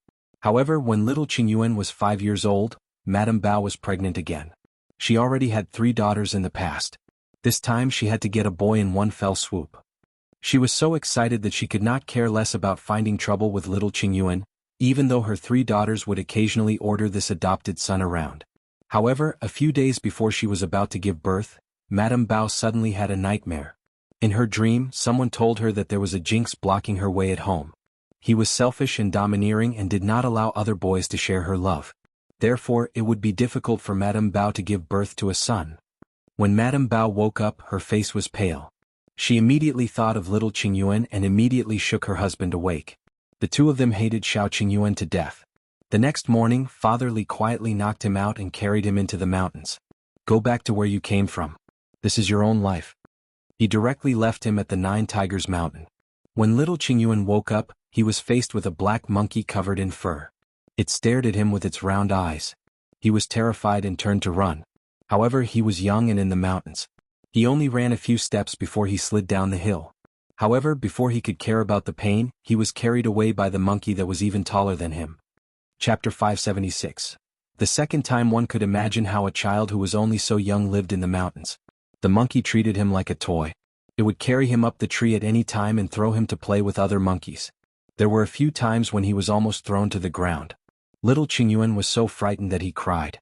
However, he did not know why he was here. He also did not know the way home. He missed his grandfather. He didn't want to be with these monkeys. He felt like he was going to die. He was thirsty, tired, and hungry. But no matter how much he cried for help, no one came to his rescue. Later on, he realized that these monkeys seemed to know how to imitate his movements. Therefore, he tried his best to squeeze out a smile. His face was clearly covered in injuries and he did not have any strength, but he still tried his best to pretend to be very happy and play with them, fighting with them. Perhaps because he was slowly getting familiar with them, the monkeys stopped playing with him and let down their guard. They no longer guarded him at all times. Therefore, when he encountered a few yellow-throated martens one day, those monkeys ran away in a hurry before they could bring him along. Little Qingyuan also fell into a bush while running, but he avoided the yellow-throated martens. But he had also become alone. Little Qingyuan did not know what to do and could only find a direction to walk in. It was not that he had not encountered other animals on the way. He was also afraid, but when he followed the monkeys previously, he had learned a little instinct to avoid danger. When he was hungry, he would pick those very low-growing fruits to eat. He didn't even know if they were poisonous, but if he didn't eat, he wouldn't have the strength. He wanted to go back and find his grandfather. He didn't want to die here. Fortunately, he was still in the periphery of the Nine Tigers Mountain and had not encountered any ferocious beasts. After walking aimlessly for 3 days, when he was avoiding a wild boar, he fell into a hunter's trap and fainted. When he woke up again, he was in a hunter's house. The hunter thought that he would die. After figuring where his house was, the man sent him back to Yongfu village. At that time, 10 days had passed since he was sent to the mountains. Madame Bao gave birth to a boy. Little Qingyuan did not know that he had been sent away by his adoptive parents. He only knew that he was very happy to see his grandfather again. Grandpa was also happy. He hugged him and cried until he almost fainted. He kept smiling and comforted his grandfather that he was fine and not sick. He even met such a cute monkey and ate many fruits that he had never eaten before. He experienced many interesting things. However, his grandfather seemed to be crying even harder. He kept saying that it was his fault and that he had let him down. Little Qingyuan was at a loss and did not understand what he meant. Later, when no one was around, his adoptive father warned him not to tell anyone about what had happened in the mountains. If anyone asked, they would say that he was out visiting someone else. Little Qingyuan did not understand why, but he was actually very afraid of recalling the miserable days in the mountains, so he agreed and did not tell anyone. However, Madame Bao felt that her dream had come true. Xiao Qingyuan was indeed a jinx. Otherwise, why would she really give birth to a son after she sent him away? They didn't want to keep Xiao Qingyuan at all, but old Master Li scolded them and warned them that he would cut ties with them if they dared to do such a thing again. The Li family's parents could only keep him, but little Qingyuan's life was even worse. At the age of 8, Madame Bao became pregnant again. With her previous experience, Madame Bao was very afraid of little Qingyuan. However, this time, it was obvious that she could no longer throw him into the mountains. Chapter 577. Leaving the Li family, Madame Bao and Father Li discussed. The two of them were even more ruthless this time. They got the news from somewhere and contacted a gangster in the county. It was said that a group of human traffickers had been wandering around the city during that period of time and had specially targeted those good-looking little boys. Little Qingyuan was good-looking. At that time, even though he was sallow and thin, his facial features were still very outstanding. This was also the reason why the children of Madame Bao hated him. Madame Bao and the gangster had agreed that she would not take a single cent, as long as the gangster took Xiao Qingyuan far away, so that he would never appear in front of them again. Qingyuan was indeed taken away. This time he knew what was going on. He could clearly feel the malice of his adoptive parents who wanted him dead. Actually, he had no feelings for them. He just couldn't bear to part with his grandfather. If his grandfather knew that something had happened to him, he wouldn't know how sad his grandfather would be. Moreover, these human traffickers were ruthless. He had eavesdropped on what they wanted to do by abducting these children. When one of the kids wanted to escape, his leg was even broken. Little Qingyuan knew that he had to escape. Coincidentally, there was a child who was captured with them. The two of them seemed to know what the other party meant from each other's eyes. While no one was paying attention, the two of them talked and set fire when the human traffickers let down their guard. At that time they had actually already been brought to Qinggan Prefecture. To little Qingyuan, who was going on a long trip for the first time, it was already 1,000,000 miles away from Yongfu village. Therefore, after escaping, he was brought to the government office. When the officials said that they wanted to send him back and asked for his home address, little Qingyuan hesitated for a long time. He thought that since his adoptive parents did not want him, he might as well not go back. He was already 8 years old and could support himself. But what about Grandpa? Knowing that he was missing, Grandpa must be very anxious. He might be looking for him everywhere. Little Qingyuan thought about it and decided to go back first. He would let his grandfather know that he was fine. Then he would talk to his grandfather and leave the Li family. When he returned to the Li family, he saw old Master Li, who had broken his leg, looking for him. Qingyuan immediately blamed himself. Especially when he thought about how he had considered whether he should come back or not, he felt that he was too unfilial. Grandpa Li was very happy to see him and kept comforting him. Grandpa is fine. As long as you're safe and sound, it doesn't matter even if both of my legs are broken.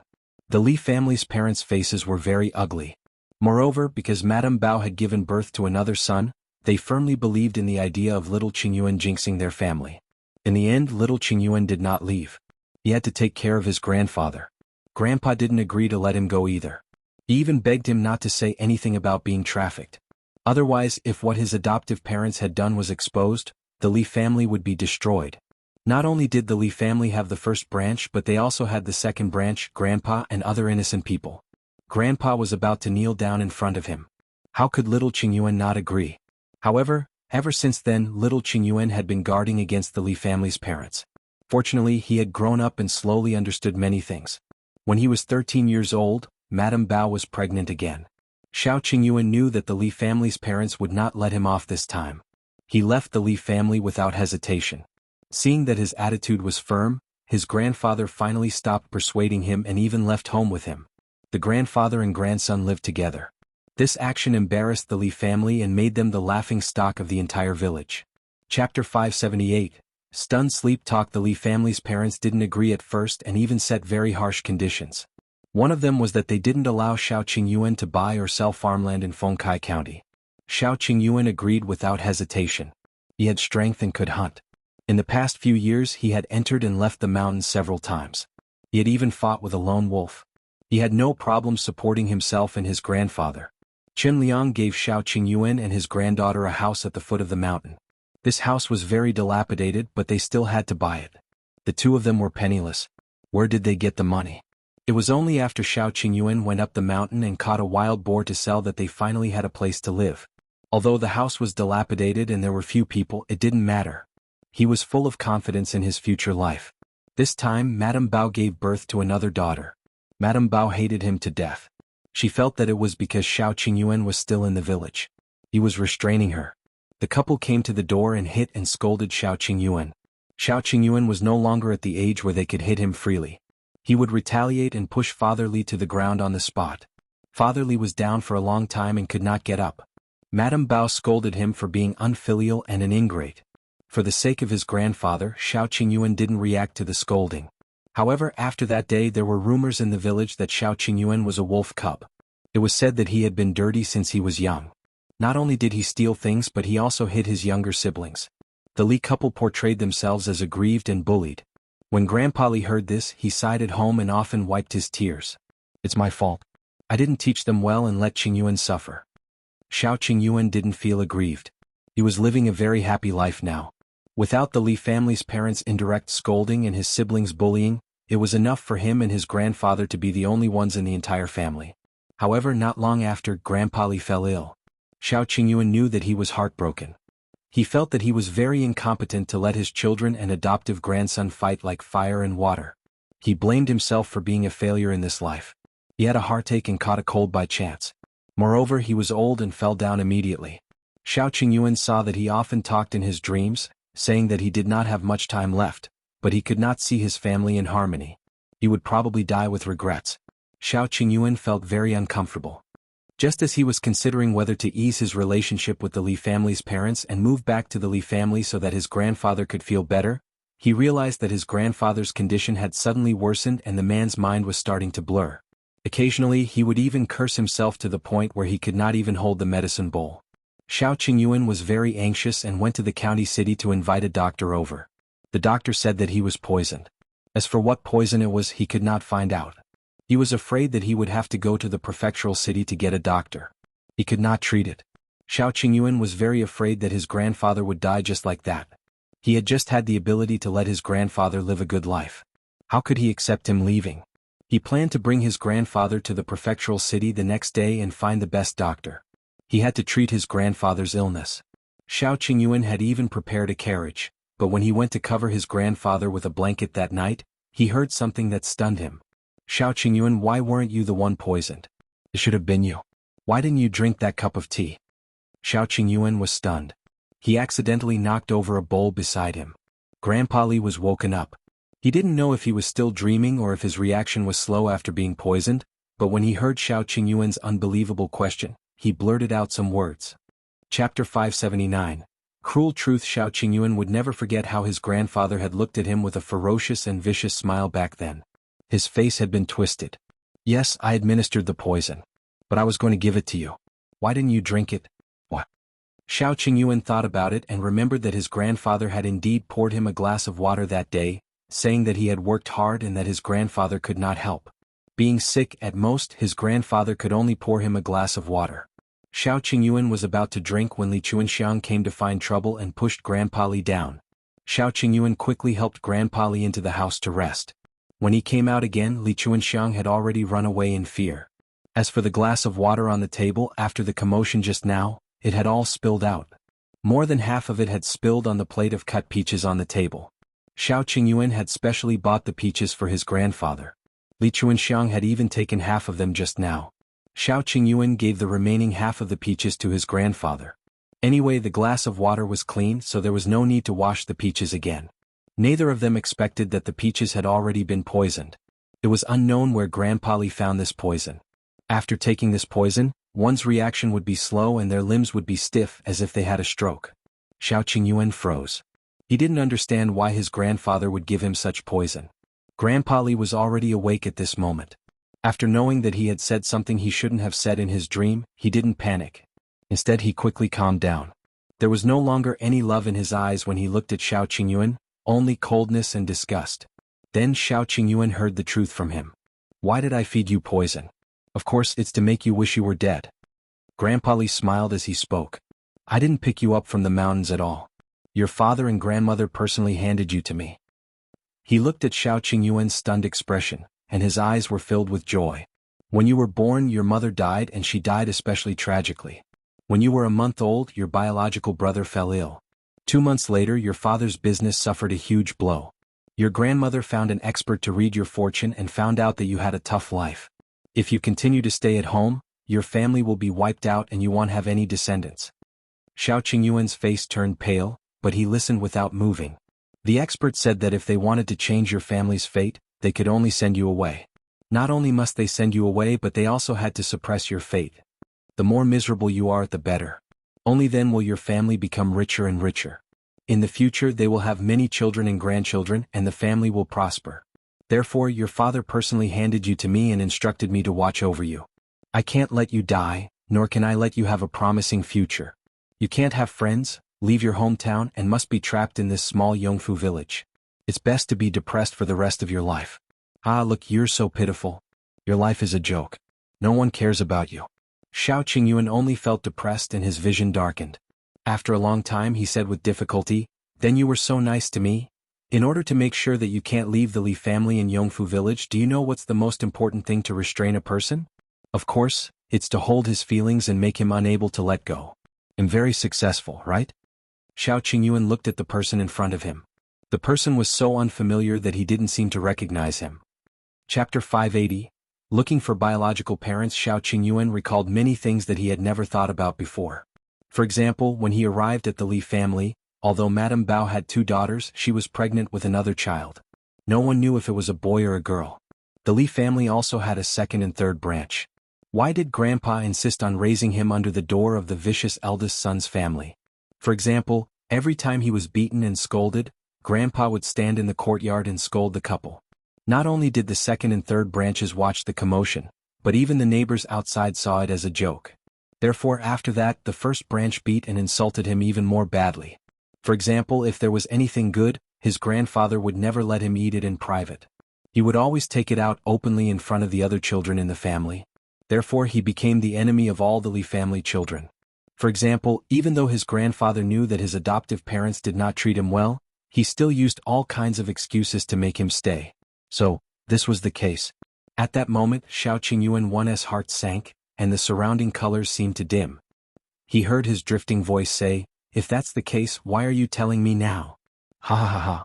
Old Master Li laughed wildly. He looked at Xiao Qingyuan with pity and joy. "Because I'm going to die." He knew that he wouldn't be able to live. Before he died, that would be the time for him to truly destroy Xiao Qingyuan. It gave him the most fatal blow. What was physical harm? How pitiful would it be when he realized that the only person he trusted in his life, the one he could rely on and hold on to, had never treated him as a human. Therefore the love was fake. All the care was a lie. It was just to drag him down to a deeper hell. His life had always been colorless. What he thought to be love feelings was an act that others put on for him to see. He had always been alone. Xiao Qingyuan didn't know how he left home. He went to return the carriage and used the money he planned to treat his grandfather with to go to a restaurant for a meal. He went deep into the mountains and killed 2 wild boars. He lay on the hot ground and looked at the sky.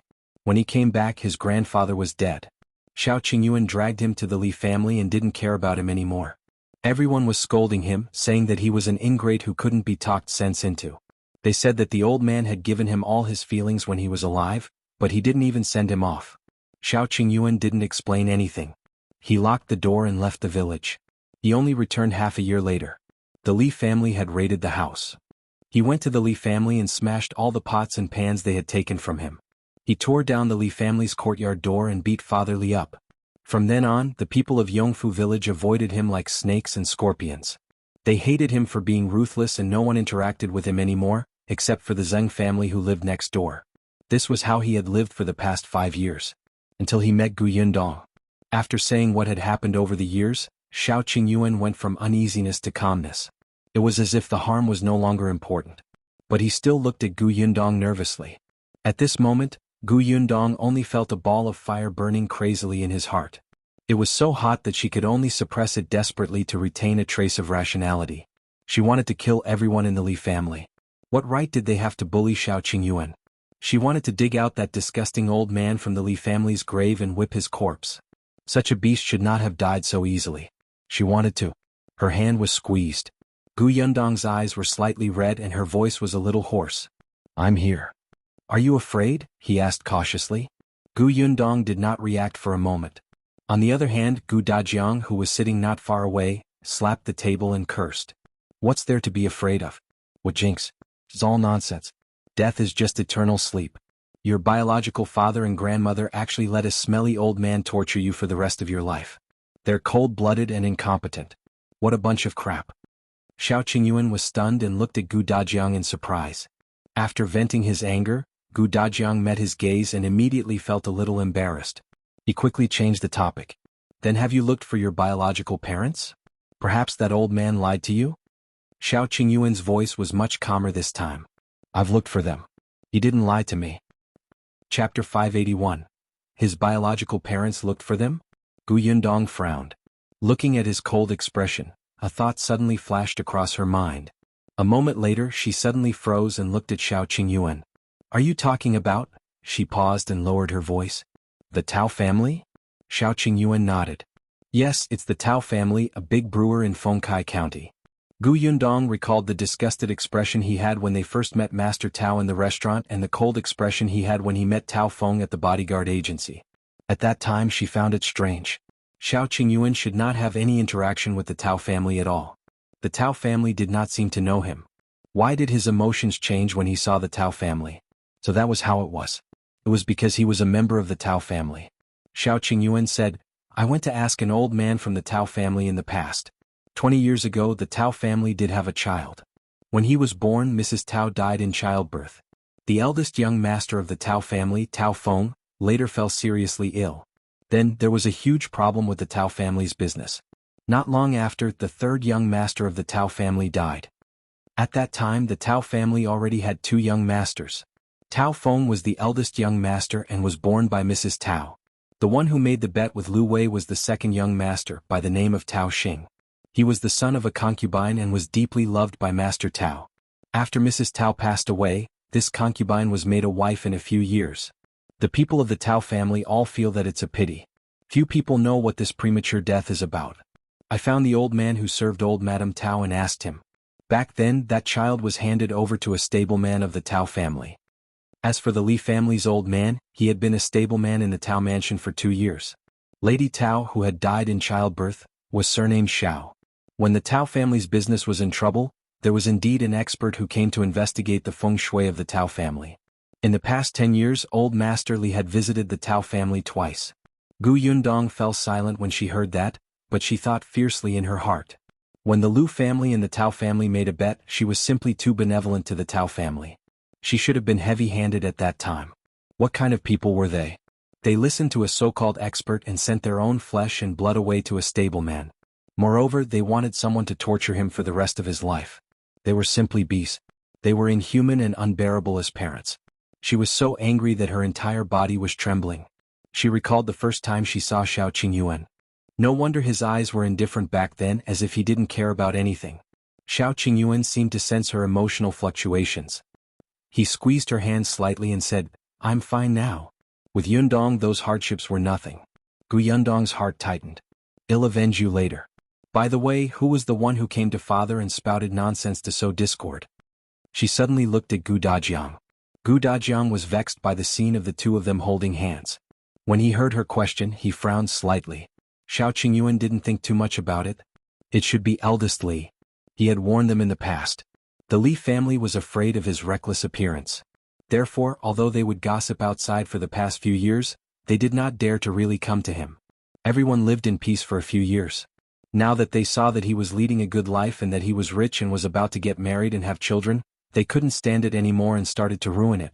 They probably heard that Gu Dajiang was making things difficult for him and felt that they finally had a chance to trip him up. Chapter 582.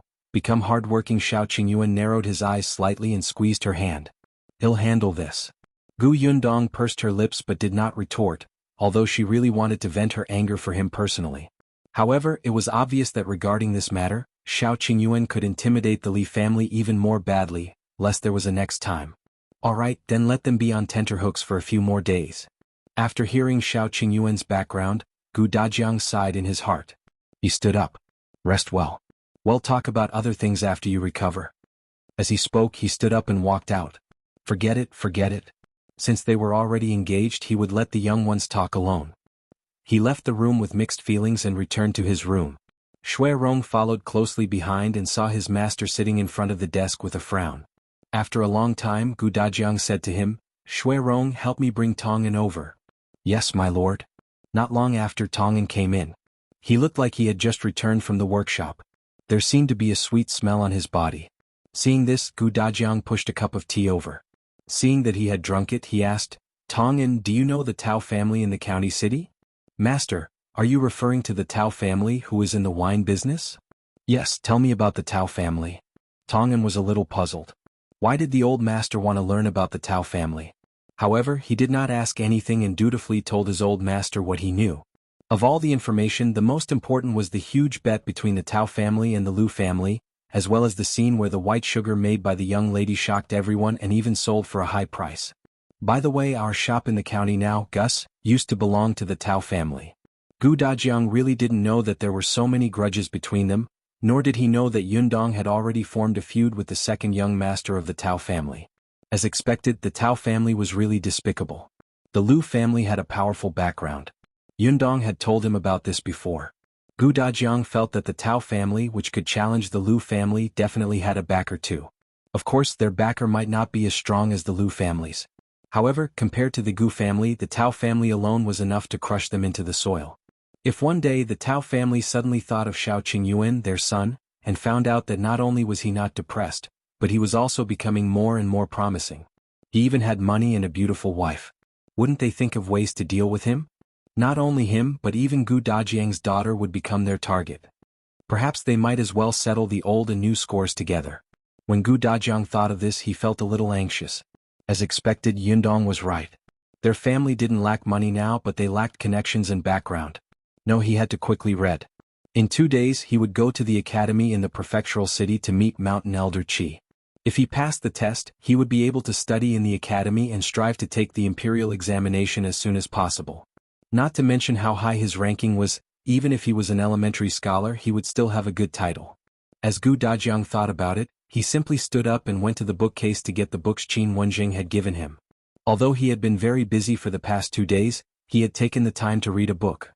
Qin Wenjing had given him books that he had read before. There were many notes on them. To Gu Dajiang these were very rare and precious things. Tong En and Shui Rong found it strange that their master had suddenly become diligent. However, they did not ask further and quietly left the room. Chapter 583, Going to cause trouble soon. 2 days passed in a flash. The Gu family discovered something strange. It was as if the relationship between young Miss and young Master Xiao had suddenly improved by leaps and bounds. When they passed by they could feel the sweet atmosphere between them. It seemed that although old master had made things difficult for young Master Xiao, he was indeed building up the relationship between the two young people. Indeed he had put in a lot of effort. They had all misunderstood him. It was obvious from the fact that old master didn't chase Xiao Qingyuan away to the Xiao family to recuperate. He was a stubborn but soft-hearted person. Even Aunt Ke thought so. Gu Dajiang was speechless. He felt bitter and didn't want to speak. Xiao Qingyuan's recovery ability was strong. At this moment he was mostly recovered. He could even practice boxing on the ground energetically. He felt that this illness was worth it. The knot in his heart that had been kept for many years was untied. Yindong seemed to love him more and more. Well, this wasn't an illusion. After he recovered, he dealt with the 2 baskets of herbs he had picked on the mountain. Unfortunately, he still did not find Bai Muzi on this trip up the mountain. Otherwise, that would be the best betrothal gift for the Gu family. Xiao Qingyuan sighed in his heart. After packing up the herbs, he washed his hands and asked Mao to gather the other 3. Mao seemed to know what he was going to do and asked excitedly, "Young master, are you going to the Li family to settle scores with them?" Xiao Qingyuan rolled up his sleeves. The clothes he was wearing now were still the old clothes from before. He didn't know if it was because his life had been better recently or maybe because his food had improved, but he seemed to have grown taller and stronger, and his clothes didn't seem to fit him well. However, it was finding trouble with someone. What if there was blood? Yundong had bought all his good new clothes for him. He couldn't dirty them. Hearing Mao's question he nodded. Mao immediately jumped up and went to pull Go and the other 2 back. When they heard that they were going to the Li family, they all began to rub their fists and turn their heads to look for suitable tools. When they walked out of the Xiao family's house, Zhu couldn't help but ask, "Young master, Miss went to the neighboring village today and hasn't returned. Why don't we wait for Miss to come back first?" That's right. Let Miss see our mighty and majestic appearance." "What do you know?" Mao patted Zhu and Shu and said with an unfathomable expression, "This scene will be too cruel. What if it scares her?" Xiao Qingyuan glanced at him and everyone saw him nod in agreement. Shu and the other 2 felt like their jaws were about to drop. Wait, with Miss Personality, would she be afraid? She was not human when she was savage, alright? When they thought of the tragic fate of the old Gu family and Gu Gang's family in Gu village, they would even shiver. However, forget it. Who asked young master to care too much about his image? They would reluctantly cooperate. The weather was very hot, so it was not very late. Occasionally villagers would carry hoes and baskets back from the fields. Seeing Xiao Qingyuan walk towards the Li family expressionlessly, their hearts couldn't help but skip a beat. It felt like something big was about to happen. Soon, the villagers of Yongfu village seemed to have discovered something extraordinary. They quickly spread the news. Xiao Qingyuan was about to cause trouble. Chapter 584. Finding the Li family. The Li family was located in the west of Yongfu village. It was a little far from the Gu and Xiao families. When Xiao Qingyuan and the others arrived, the Li family happened to return from the fields. When he saw the few people suddenly standing outside the door, eldest Li's eyes widened and he almost screamed. He immediately took 2 steps back. What are you doing here? We agreed in the past that we would mind our own business. Are you going back on your word? Xiao Qingyuan glanced at him coldly and did not say anything. He pushed the eldest son of the Li family to the side and kicked open the Li family's courtyard door. He had never been a talkative person and had always acted directly. Especially when it came to people he hated, he had no patience at all. On the other hand, Mao sneered at eldest Li. "You also said that you should mind your own business. Then what did you say to Master Gu out of the blue? Do you need me to remind you?" Eldest Li's face turned pale. Gu Dajiang had indeed said it. He had really told others about what happened that day. The past few days had been peaceful. Eldest Li thought that Gu Dajiang had listened to his provocation and didn't tell Xiao Qingyuan. Unexpectedly, just as he was about to relax, Xiao Qingyuan actually brought someone to his door. Ah! A scream came from inside, instantly pulling Eldest Li back to his senses. He hurriedly walked in and saw Xiao Qingyuan removing the door. Madame Bao was looking at him in horror. Eldest Li ran in quickly. When he thought of how Xiao Qingyuan had also broken into their house 5 years ago and smashed the entire Li house into pieces, and how he had almost crippled him, Eldest Li instantly felt his legs go weak. He was wrong. After 5 years of peace he was a little arrogant and couldn't hold it in anymore. Xiao Qingyuan didn't say anything. He entered the central room and sneered. Mao and the others immediately ran in and pulled out Li Debao and Li Erbao, who were hiding in fear. Li Debao was 14 years old. He looked tall, but he did not have much strength. Mao could easily lift him up alone. Li Erbao was 11 years old. When Ago pulled him out, he immediately scolded fiercely, "You dog, let go of me. Otherwise I won't be polite." When Madame Bao saw that her 2 precious sons were in the other party's hands, she immediately shouted and pounced at Xiao Qingyuan. She was pushed away by Zhu and Shu. Madame Bao sat on the ground. "Bandits! Help! Xiao Qingyuan, this ingrate is unfilial. He wants to murder his father and mother." "Father, mother?" Xiao Qingyuan glanced at them and suddenly punched Li Erbao's stomach. Li Erbao almost spat out a mouthful of blood. His eyes began to roll back. Madame Bao's expression changed. Stop. Don't hit him. 5 years ago I said that if you come after me again, you'll find trouble with your sons. I thought you should remember it very clearly." Mao grinned. It must be because he's old that his memory is failing him. "That's fine. I'll give you another warning today. If you get beaten up too often you'll remember it," Shu replied. As they spoke, many people had already arrived outside the Li family's door. Some people couldn't stand it anymore and wanted to go over to say a few words, but they were immediately stopped by the people beside them. "Don't go. That's Xiao Qingyuan. Do you want to be beaten up?" But that person seemed to have escaped here. In fact, he did not know Xiao Qingyuan's character very well. He only felt that it was not good to barge into someone's house and hit them.